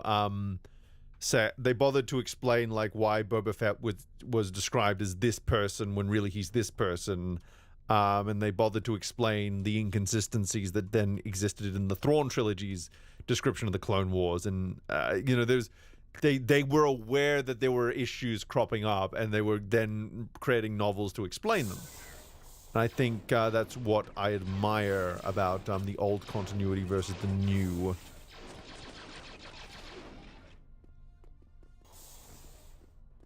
Because the new one, they don't give a fuck. They're too arrogant to even entertain the idea that what they're doing could be, oh, fuck it. Okay, we gotta remember to not load checkpoint.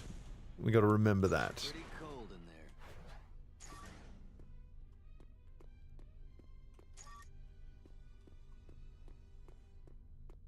there. Yeah, you know, you will get a lot of respect from me if you at least try.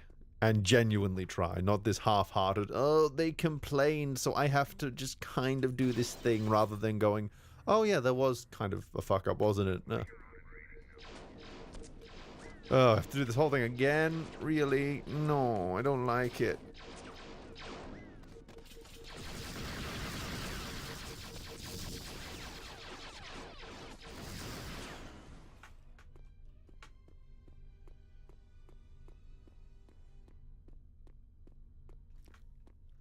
God, I keep forgetting High Republic exists. That kind of just says it all, doesn't it?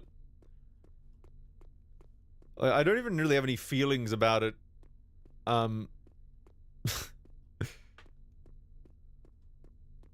It's just kind of like, well, that's a thing that they are technically just doing, I guess. Jeez, it's freezing in here.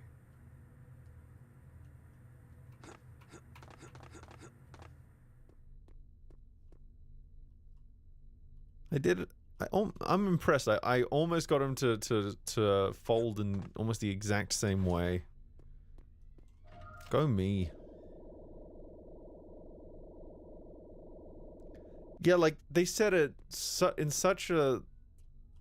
I'm not going to say that it's a time period that can't be explored. You know, I think almost any point in the Star Wars timeline is worth exploring. It's just that, do we expect Disney to do it well? No. They can't do well with the stuff that's pre-established, so we expect them to do well with something that's almost from whole cloth? No. Why would I be invested in this if it's just gonna be like Disney's existing crap but in its purest form?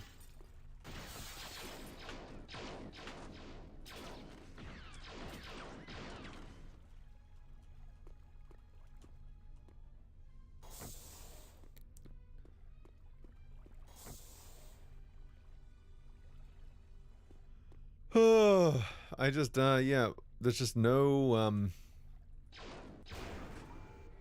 like, I think, you know, we're gonna see one day just this historical recounting of how Disney bungled the Star Wars IP, and you know, this era of Hollywood, I don't know how it's gonna be looked at, because, you know, there's obviously people wanting to be enthusiastic, but I don't know if, I think there's gonna be a certain level of nostalgia like there is with there of course is with everything, but I don't see it. I don't see a prosperous, like, I do not see this era aging in a way that I think a lot of studios probably want it to. Yeah, like, every IP is just fucked now. Like, there is such, this is, you know, the Magic Monkey's poor wish of, oh yeah, you're getting all these IPs finally as TV shows, but all of them are really bad. And TV shows are finally getting budgets, but they're not spending them in the right places. And they're not even using the budget to tell anything resembling a decent story.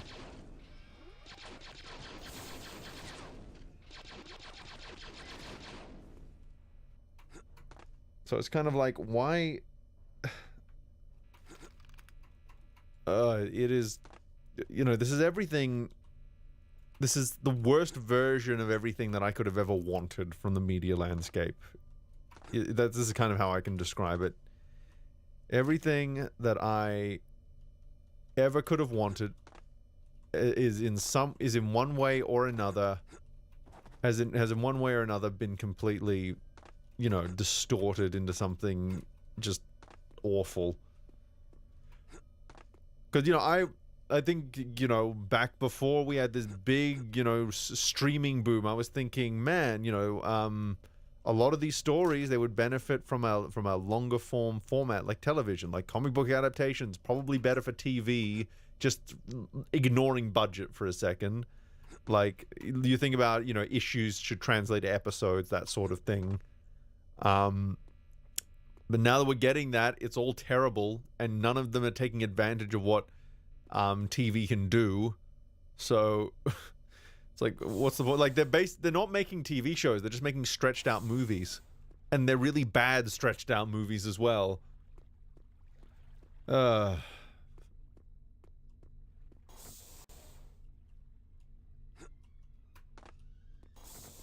It's everything I ever wanted, but bad.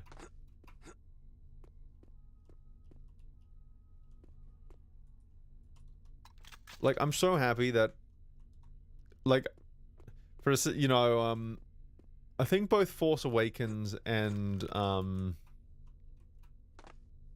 Rogue One had speculation about Kyle Katarn appearing, and I'm so happy that never happened. I'm so happy they didn't bother with that character. You know? I'm very happy that they just left it. That we just never got a Disney version of Kyle Katarn. What do you mean do you mean each show isn't a masterpiece? Say it ain't so.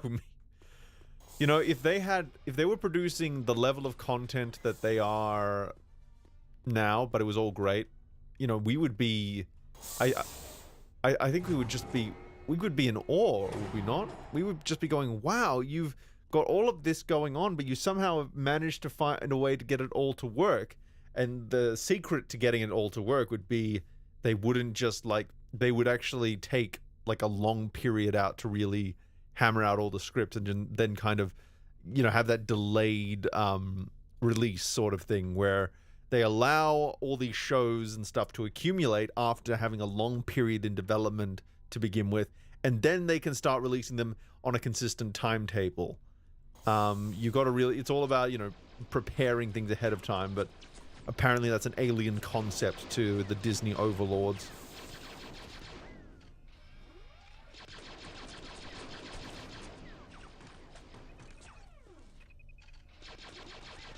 You see, this simulates the combat scenario where God decides to play Tetris.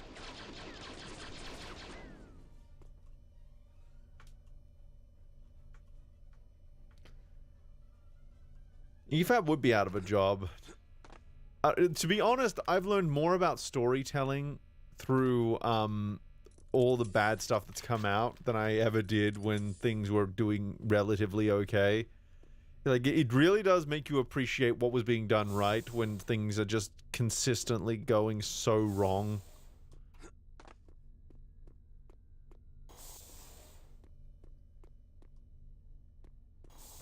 Do we have any mods still in the, all my mods disappeared.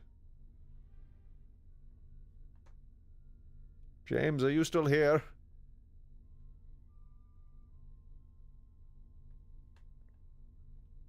Oh wait, Odin, why are you not a mod?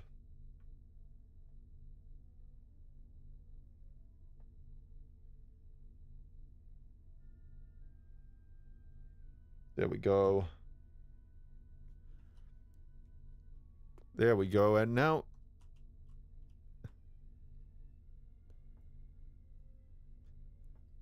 Hey, man. Oh wait, already went through that tube. Everyone can be a mod.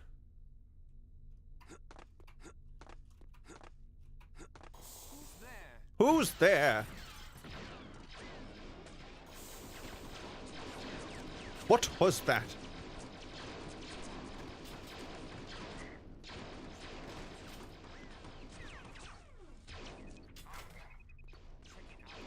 Stop or I'll shoot. Rah!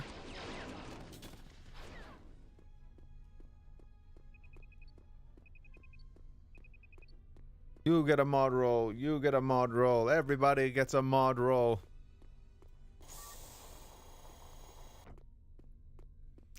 You see, that's how Oprah should have paid her employees. You know, they didn't technically get a salary, but they always got the prizes that she handed out. You know, that's a sustainable model, right? Can bots be the mod?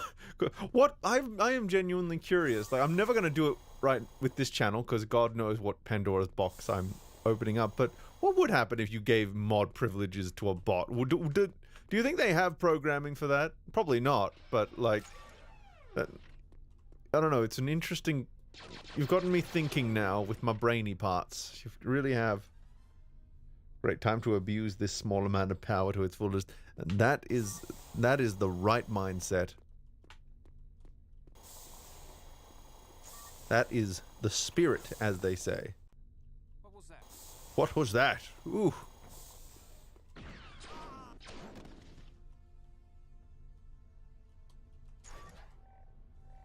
Wheel.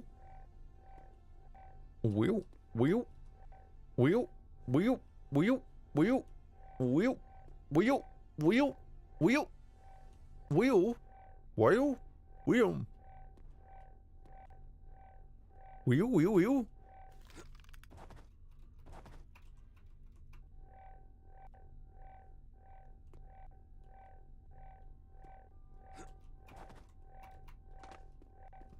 Oh, here we go. Ooh, that's nice. Ah, this is what they did to Leia. Double penetration, no!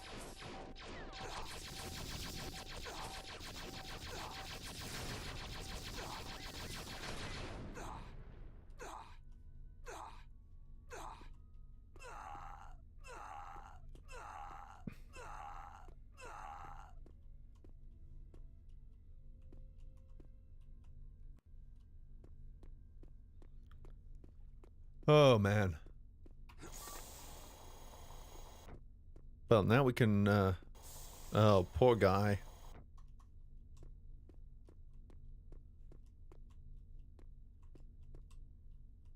You will be missed. Requiem. What is the Italian rest in peace thing that they always do in Assassin's Creed? I forget how it's pronounced. Italian people, help!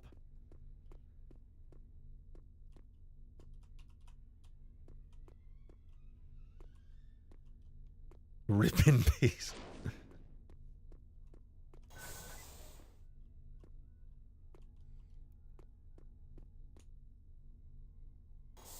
Would be better if one of them was Mootle. Well, you know, if someone wants to do an EFAP Jedi Academy mod, I will happily play it. Then we can rape all the Mootles. Someone's gonna clip that as well, aren't they?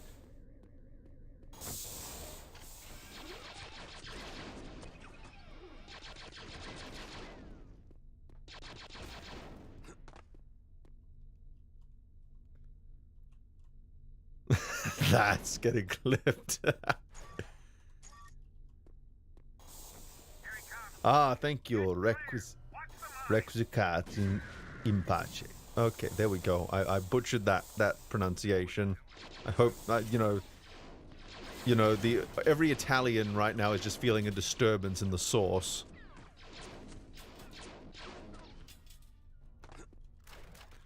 You know, Italians are one of the few, they're one of those groups that we're still allowed to make jokes about, right?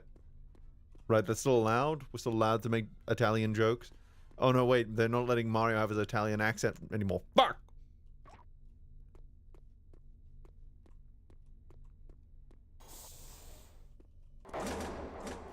Woo, woo, woo, woo, woo.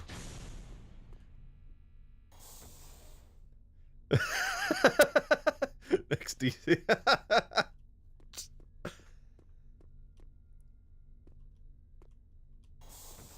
They only feel that when someone's putting strawberry on pizza, and rightfully so. Rightfully so. It's got kind of a similar problem as pineapple, if we're being honest.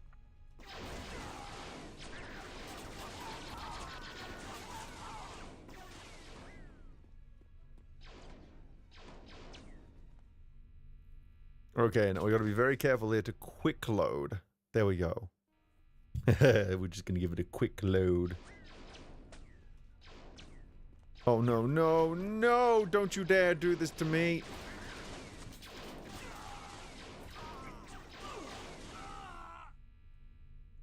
I forgot quick load is fucked.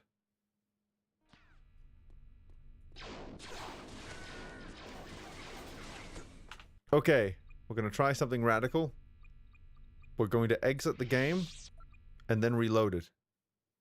Now, I know that such thinking is very difficult to kind of comprehend, but I think it might work. You know, just don't put fruit on my pizza. That's kind of my thing. Just don't put fruit. Don't put veggies on it either. You know, I am a meat lover's fan until the end of time. Maybe pepperoni. Just don't put. Maybe a bit of onion. You know, that's where I draw. That's where I draw the line. You may onion my pizza, but you may not pineapple it. No, no, no. Stream not over. I restarted game.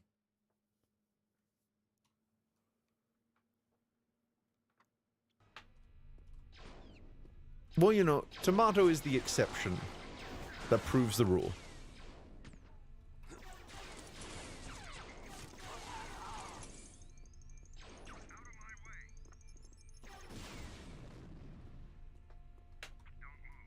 The fuck?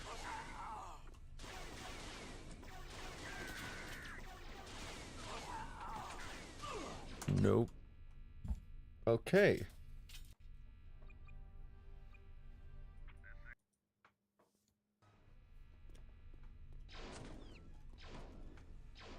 Ain't these tears in my eyes telling you there was a time I was your only one.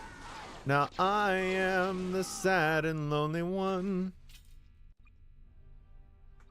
Am I blue? Am I blue?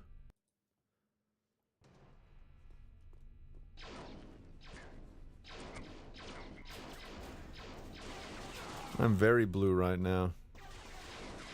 I'm because my game is glitched on me.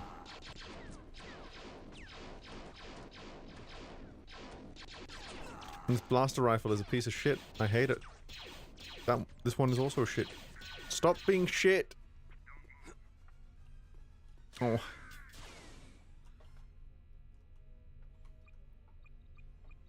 Okay, here's what we're gonna do.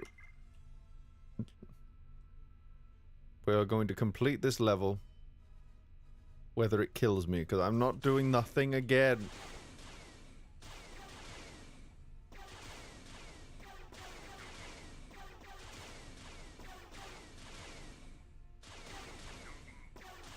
Oh, this actually works well because obviously there's the fast thing. So I'm just gonna toggle no clip again.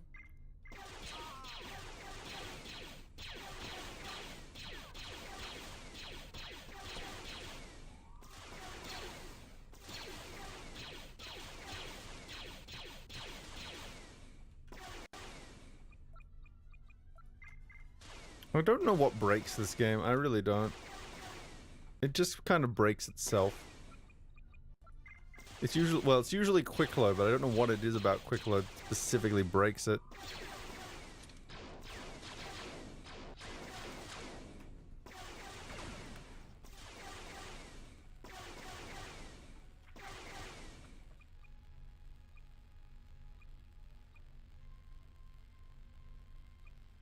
You're all good, Grith.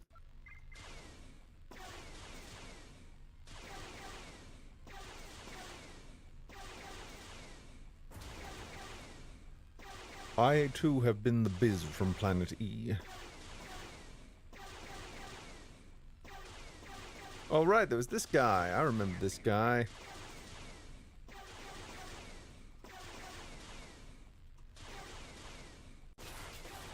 There we go. Hopefully we just load a level soon and it'll be great.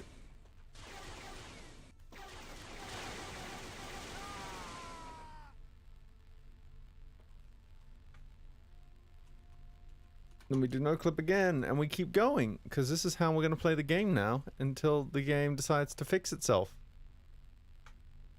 Whee! Hello there! Oh, I said the line.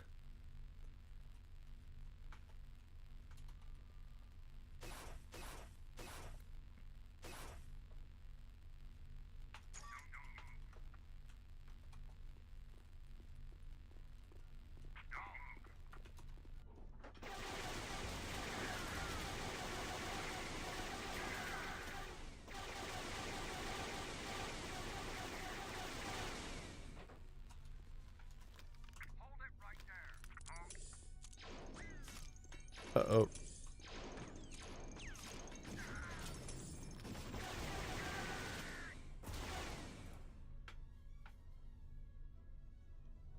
And this is still a better experience than Kenobi.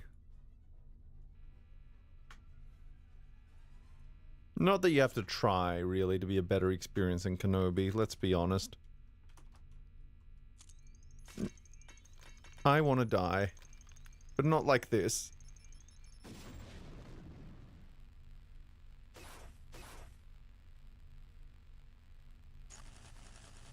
Do do do do do do do do.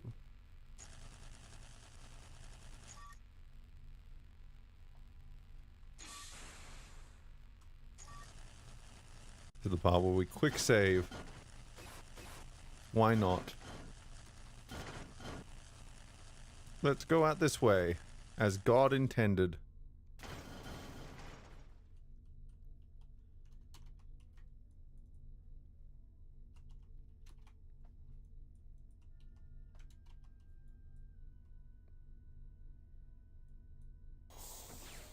Okay, I just wanted to make sure that door opened so I wasn't no-clipping through it.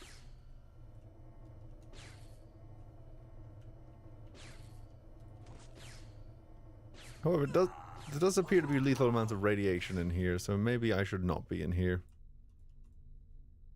Ah, I see. I see, said the blind man.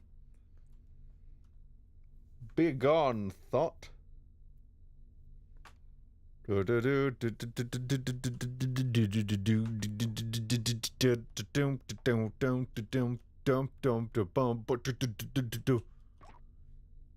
you mean I don't have a security key? This is bullshit. I have to go all the way back? This isn't fair. This is outrageous.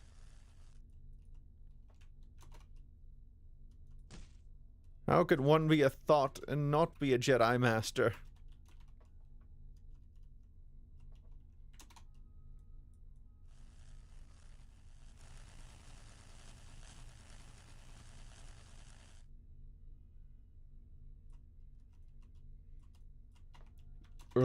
Oh, there we go. Okay, cool. We're not gonna have to dig around. Movie Duels team, could you please fix this bug? As much as I love circumnavigating it.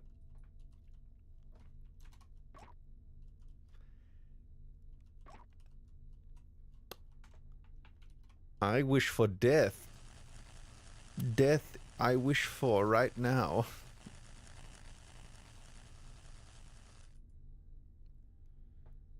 I love this. I love this so much. I'm just gonna place myself right here.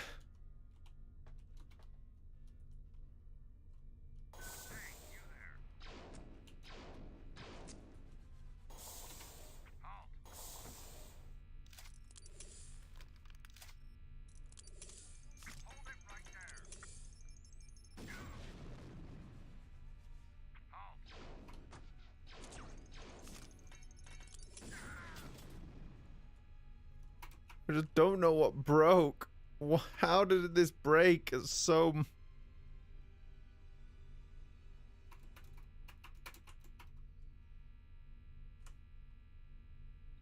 Okay. What happens if we save manually and then load manually? It's still broken. Yeah, the last season ruined everything. Is it literally just couldn't find image for shader MP spawn? That's just great.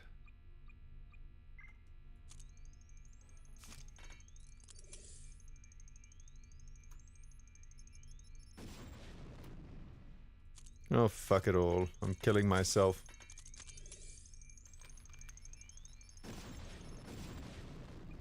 It didn't work. Okay, we're going back to this checkpoint. Nope, that's just a quick load. Fuck. We're gonna have to do this again. Great. Great, great, great. But with feeling this time.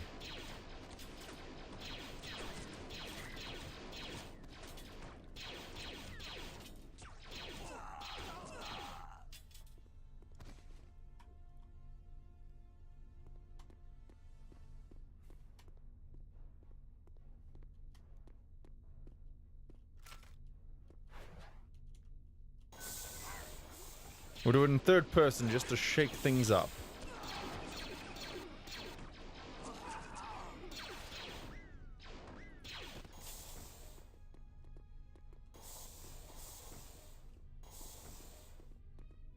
No, don't do it me. Molaneen's edited. I'll consider it just for you.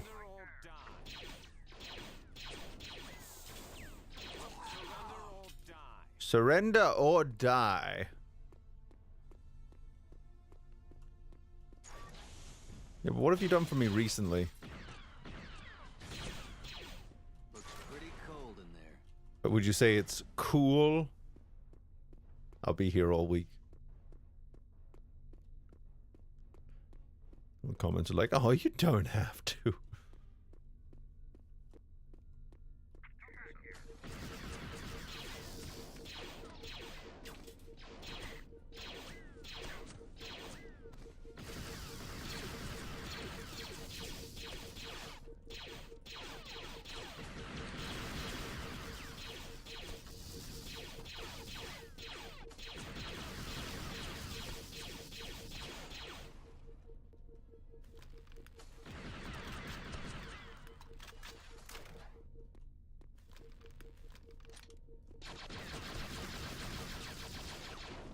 It's locked.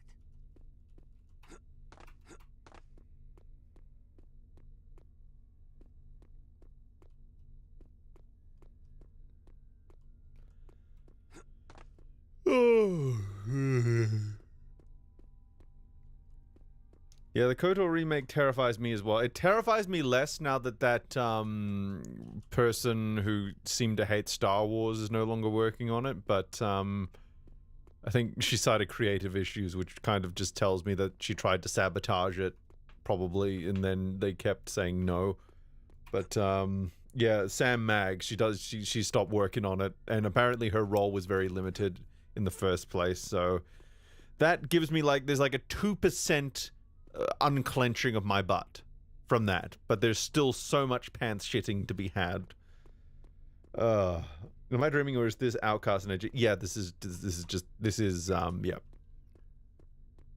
You need the Jedi Outcast files to play it, but it does. Yeah, this is in Jedi Academy. This is a Jedi Academy mod. Yeah. Because have you seen who they hire for Star Wars nowadays?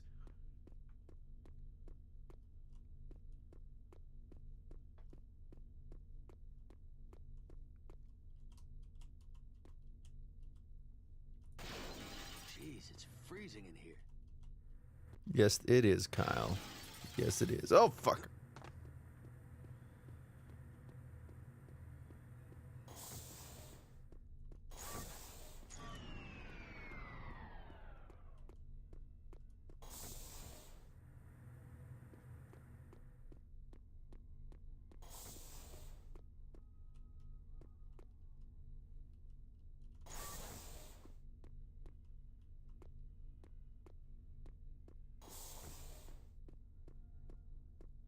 Yeah, like, Vader's armor is supposed to be a little bit lightsaber resistant, but do we really think that the writers remembered that little factoid? Oh, motherfucker.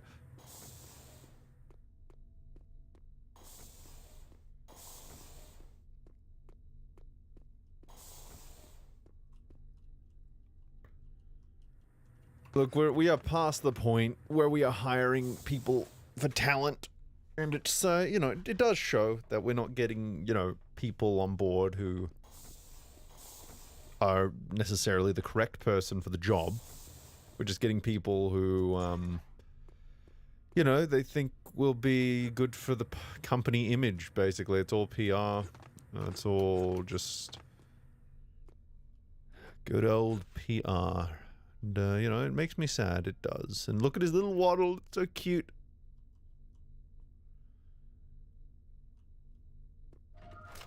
Oh yeah, I found some nice secrets in here.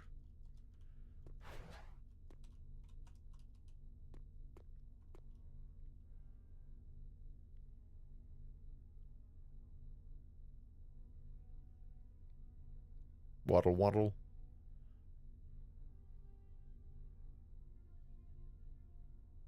A lot of people.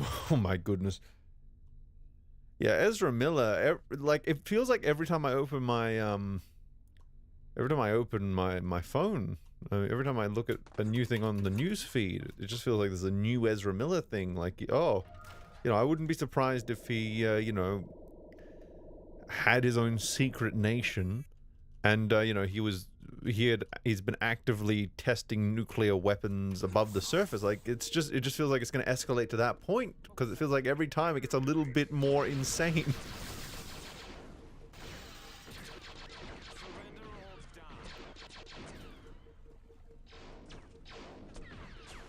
So the very next day.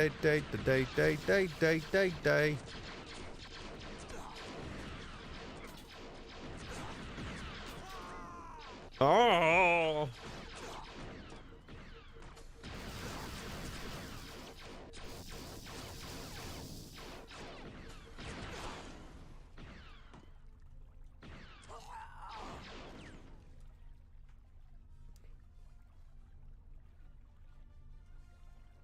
What if he actually... I think he's probably the reverse Flash, to tell you the truth, if his actions are anything to go by. Or maybe the real Ezra Miller got replaced. Or maybe the reverse Flash went back in time and altered his history, so this is what happened. Sounds like something Thorne would do, right?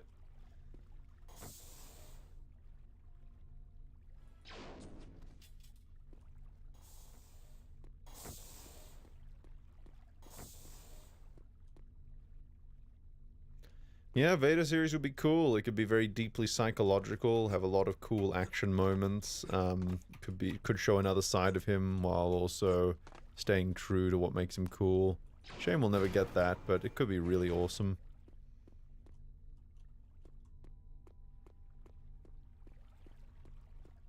Oh, they will most likely ruin Vader. I'm saying what it could be.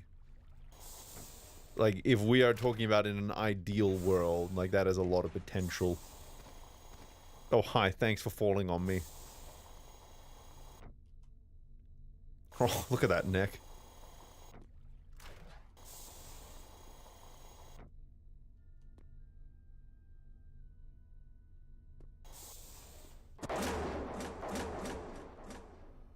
Arzirilum. Oh, someone turn that into an actual character name, I beg of you. Oh yeah, well they have already ruined him, so they could very much further ruin him. Oh, dearie me, It was me, Barry. I disguised myself as Ezra Miller so you wouldn't be disappointed in the production of your first live-action adaptation. Enough for... Hey man, there have been 2 live-action adaptations of The Flash, just no movies. No wait, there have been 3. No wait, technically 4. Let me just list them off. 1990s Flash, that Justice League pilot that never got off the ground, Flash. Technically Bart Allen was in Smallville, and then there's the CW one.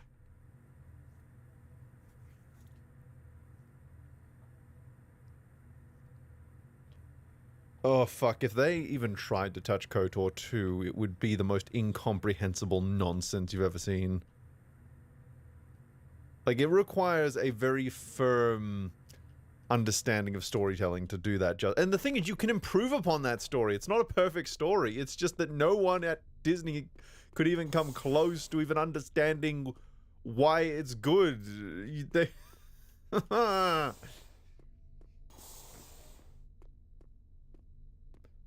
Yeah, it was in the... I think it was 98 or something. It was really bad.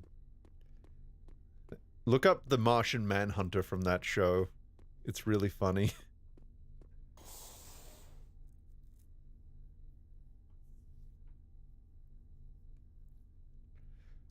Look up Martian Manhunter 1990s Justice League pilot. It's so fucking funny.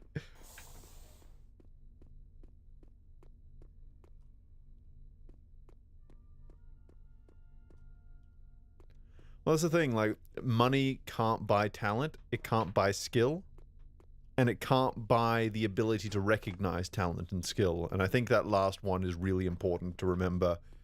Because you can have all the money in the world, that doesn't mean that you can recognize what quality is. That is something that you need to learn over time.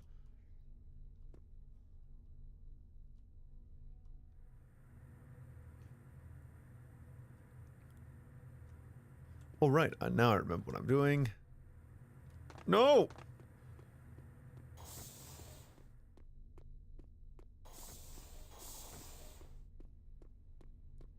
Oh, was there? I didn't actually know about that Adam West one. You can tell that I'm,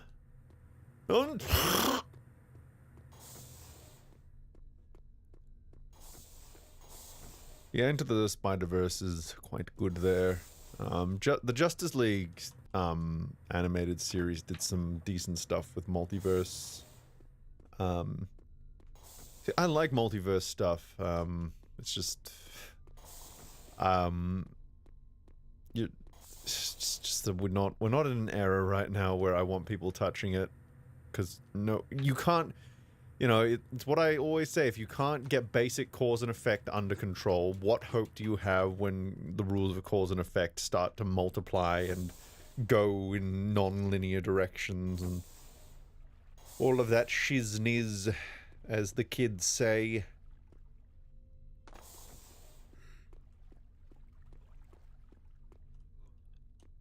Doctor Strange 2 definitely did not live up to its potential, you are correct.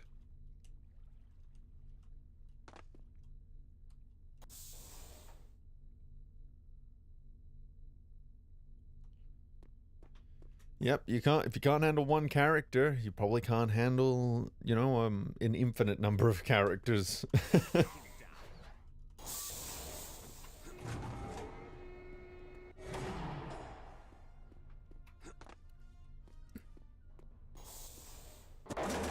And the thing is, right,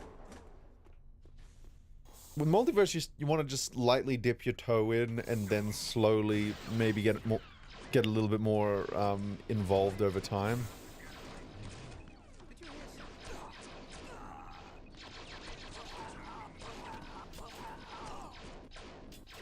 Like, you want to just start with, like, maybe crossing over to one universe, and then you can slowly branch it out from there. Just have a plan.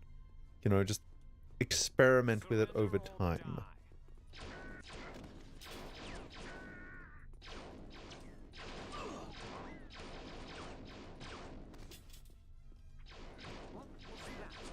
What was that? It sounded like he was really frustrated with his men right there.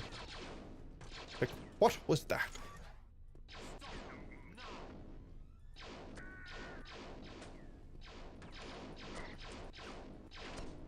These shooting mechanics are not great. That was fucking funny.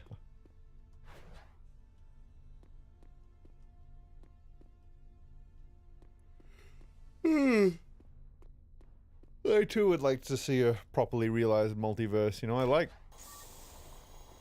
You know, I think Grant Morrison did a book called Multiversity. It probably falls apart mechanically, but I liked the ending where they realized, okay, we pretty consistently have these multiversal, like, problems going on. How about we form, like, a Justice League of I think it's called Justice League of Eternity or something? You know, just basically a multiversal Justice League. I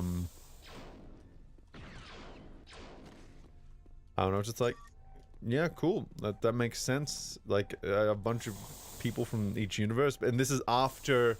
And remember, this is part of the comics universe, so everything is very well established by this point. So it's not like they're jumping the gun on that. In fact, that concept was well overdue by that point, I'm pretty sure.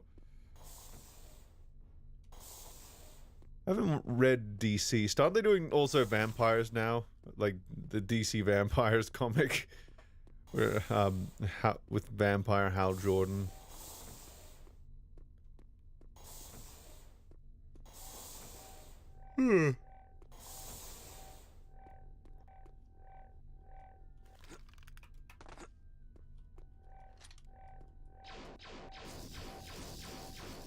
Man, these fucking interrogation droids can take a fucking beating.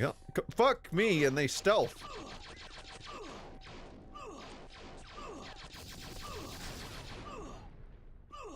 I'm gonna die. Never mind.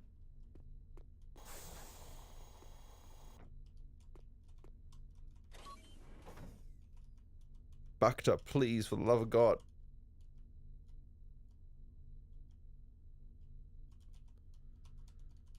Oh, I can't get... Can I not get it? Oh, there we go. You'll let me have that one. Let me have that. Please. Please.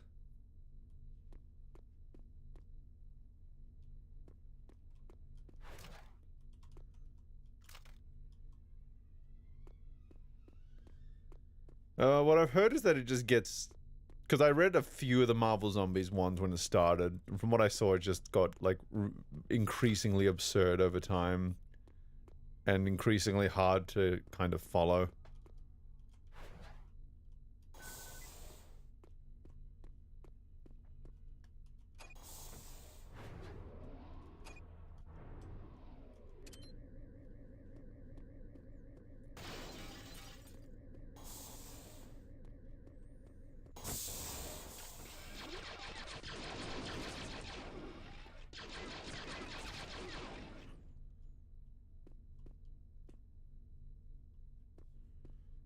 And, you know, I'm fine with absurd stories. I just found, I think it was just, it got to a point where it was just hard to keep track of what was going on where and for what reason. Maybe it makes more sense in omnibus form, I don't know. Here he comes. Get clear. Watch the mine. Don't move.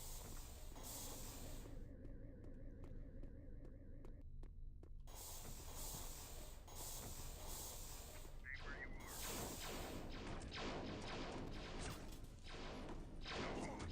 Don't move. I'm trying really hard not to die now, because it's just like, I don't want to go all the way back.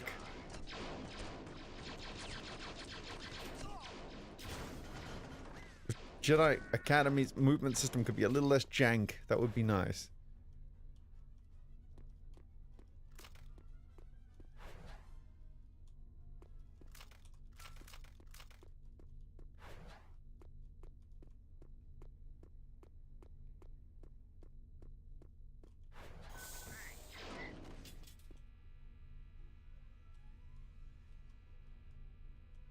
Kirkman also did Invincible, didn't he?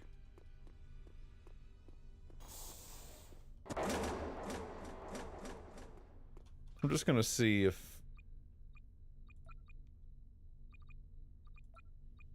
just saving my game outright will do anything.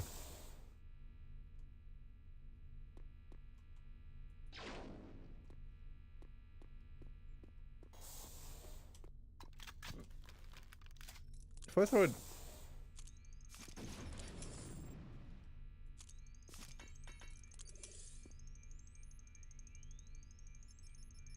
Well, those things take forever to explode, don't they?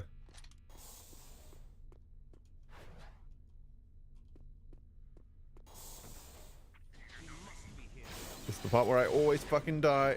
Let's not have a repeat.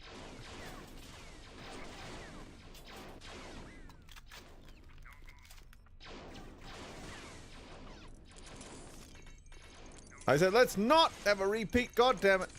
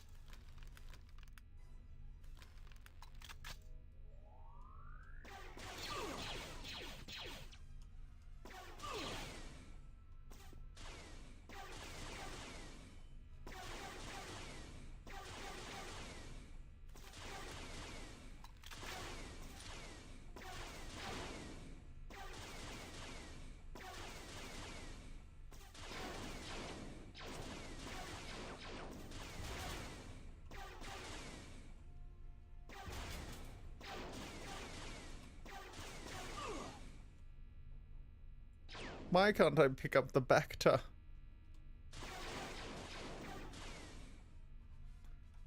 Oops, I'm turning this on because I don't want to die here again.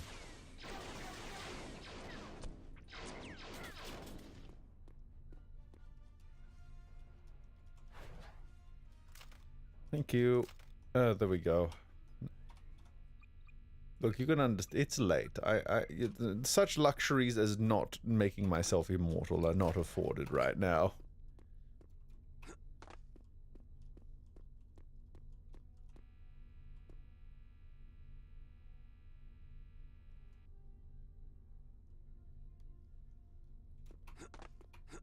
I think they just treat the animated stuff for Star Wars as like just expanded universe stuff that shouldn't be required viewing because it's a different medium. Which I think makes a degree of sense just because like you can't really expect everyone to keep up with the animated shows if as part of the core, because a lot of people, they just want to see the live action stuff. They're never going to engage with it. And that's a shame, but you kind of got to account for that because it's a completely different medium. It's kind of like keeping up with the books and stuff to a degree.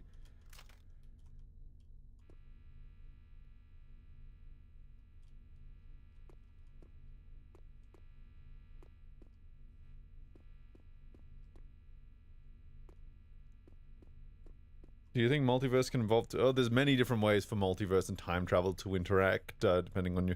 I think the, you know, I think the most scientifically accepted theory of time travel is that if you were to go back in time, that would just create, like, a parallel universe, which would not be the same, which would be distinct from... you know, it would basically create the universe where you went back in time, and thus that would be how it avoids the paradox. So that's kind of one way to do it. Another one is where time travel exists, where time travel and multiverse are distinct from each other.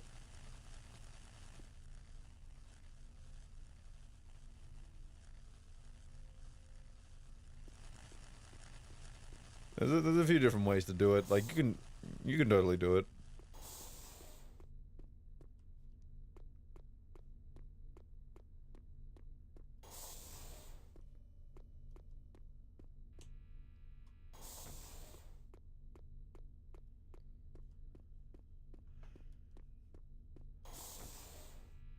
Yeah, everyone's guessing it's Secret Wars, but not like the classic Secret Wars, but like the one that happened like 2015, the whole multiverse one.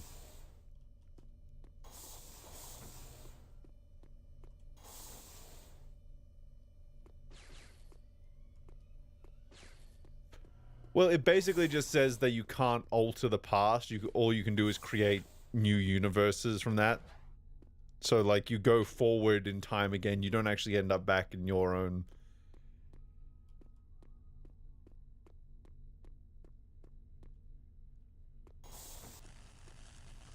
I think that's why Endgame didn't throw me as much as it did with other people, because I already knew that that's basically how time travel probably would work in reality. The problem with Endgame is that it completely contradicts its own rules, but you know, it's you know, there's a lot of problems with Endgame.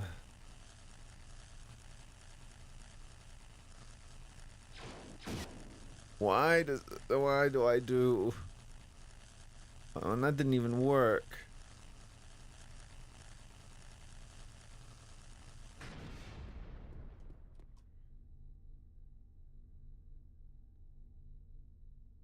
Quantum superpositioning is possible with... when I have time to Google that, I will have an answer for you.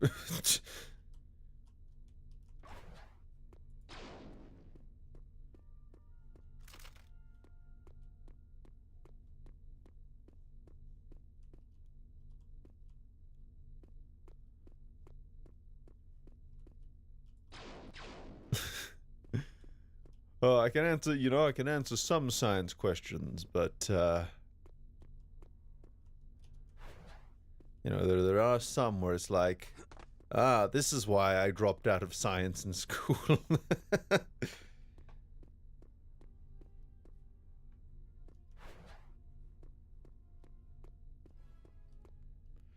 Yeah, like, the big one I point to is the fact that Cap, is that Cap, the way Cap showed up at the end should not have... I've had so many people, you know, when I brought that up when that came out, so many people told me that was a nitpick. It's not. It breaks the film. It is small in terms of the runtime of the film, That doesn't make it a nitpick, though.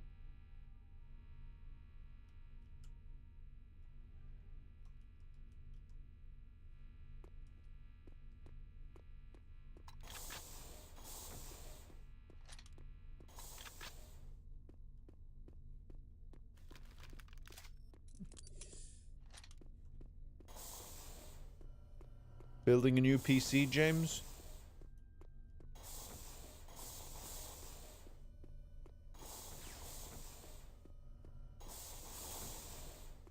Yeah, like it breaks the time travel and it breaks Captain America's character.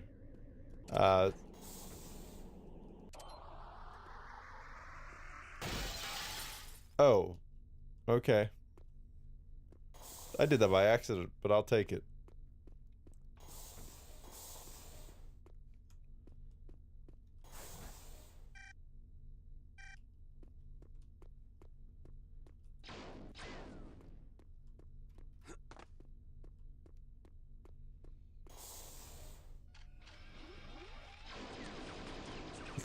You know, maybe I should have done this one by one.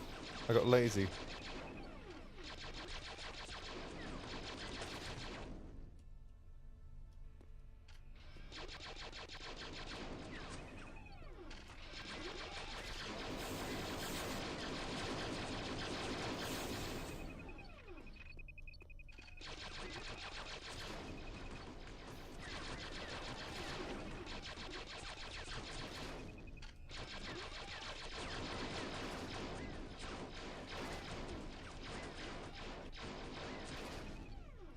Like, you know, that, you know, I think Fringy said it in his video. It's a classic example of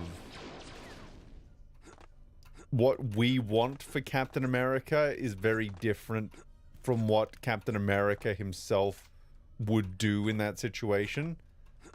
Like, just because, yeah, we want him to have his happy ending, that doesn't mean that he's going to take it. He's not that kind of person.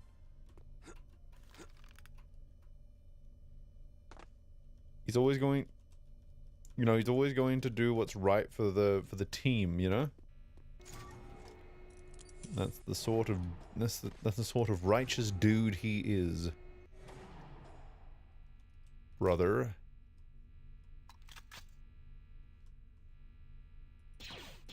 I feel like there's no way to get around that, but whatever.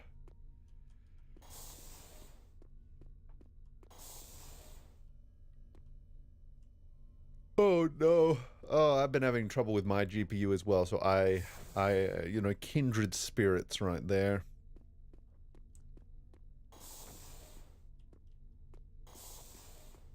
Just trying to figure out the way now, as Knuckles would say.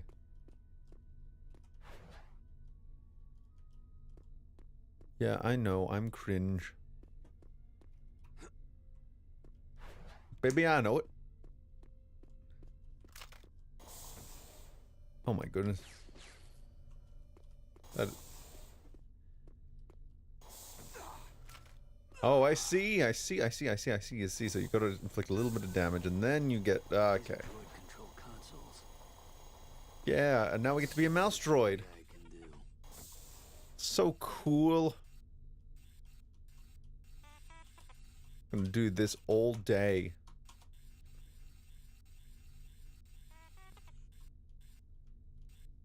Okay, just... Thank you.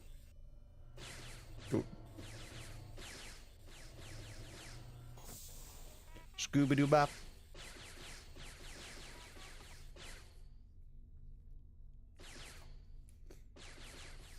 Scooby-Doo-bop. Yeah.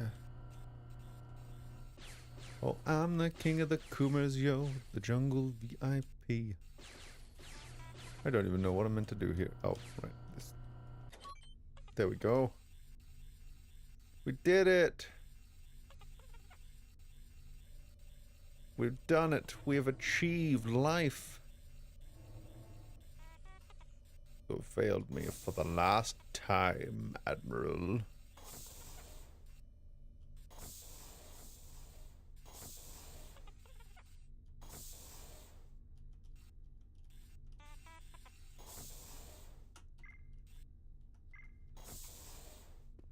There we go. Perfect.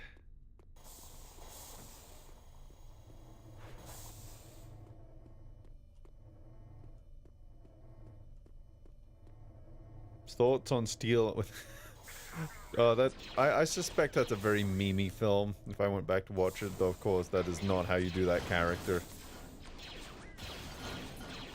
I suspect it would be in Batman and Robin territory for me.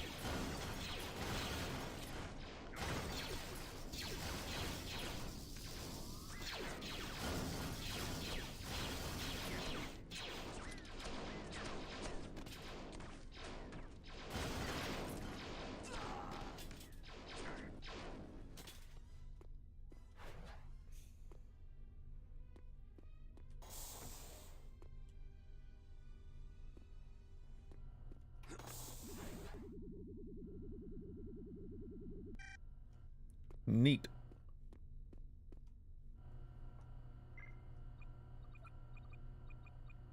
I'm relying on the theory that maybe individual save games are better than quick saves.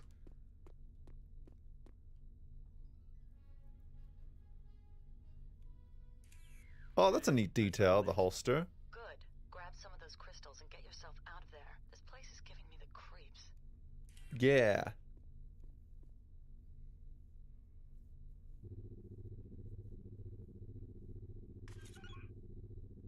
Lord Desan, this is Admiral Fire. Ah, Admiral Fire. How go our experiments? As of this moment, they're not going at all. The testing facility on Kajim has been neutralized by a pair of New Republic mercenaries, and they've taken some of the crystals. Mercenaries? Judging by their ship... Oh my god, do you see the things in space? I believe it was the pilot Jan Oz and her mercenary partner Kyle Katarn. Katarn, eh? Oh, nice ass. This setback could prove to be the answer to all our problems.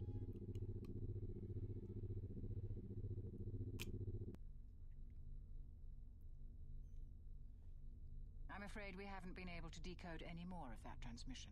Because he's like the higher up, probably asked to be called Lord. So can the rest of the galaxy. So what were the Remnant doing in that lab?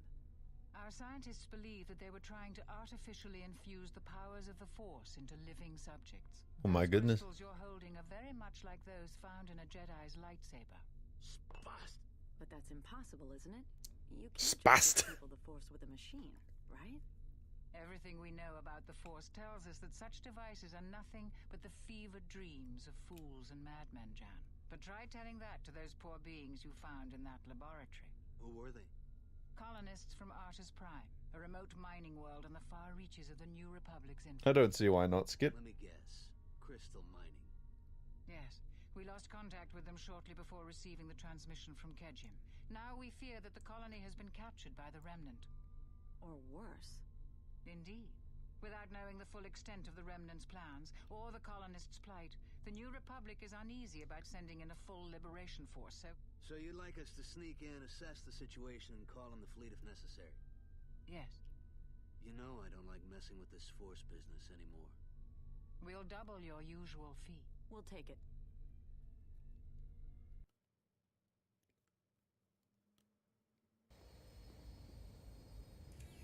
All right, I'm clear. This meteor storm gives us great cover. Everything's closed up. They'll never see us coming.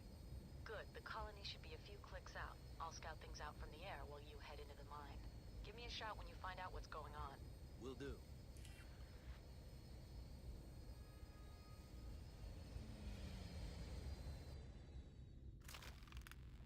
Okay, I might call it a night here, guys, because I'm getting sleepy. It was like 3:30 almost. So I'm just going to quickly check that I didn't get any super chats while I was not looking. I'm going to call it a night.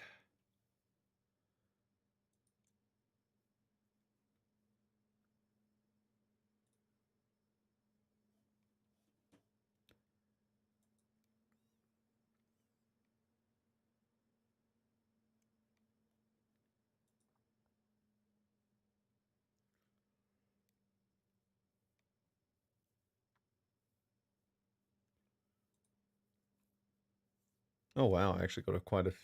I actually got a. Oh, I didn't read these ones. See, I got you meme. Mama Susan won't hurt you after I show the world her anime figure collection, and ooh, and this is the most recent one. In Jedi Fallen Order, Vader killed his Inquisitor because she wanted to switch back to the light side and tried to turn her master to the dark side. In Obi-Wan, shows his character is more generic, is a generic villain. It's so lame. Yep, fucking, it is extremely lame. It is beyond lame what they did to Vader. Now I'm just gonna quickly check for Streamlabs.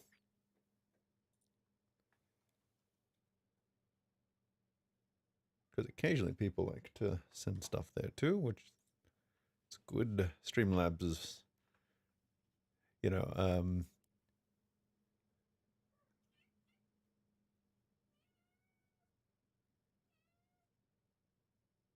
anyone else hear the cat?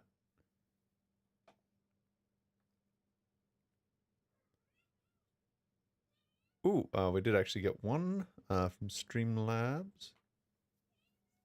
Let's see. Cheers for the wholesome Star Wars content and keep the old EU canon alive / relevant. These games and Star Wars were big childhood favorites of mine. Same here, Master Stu. Same here.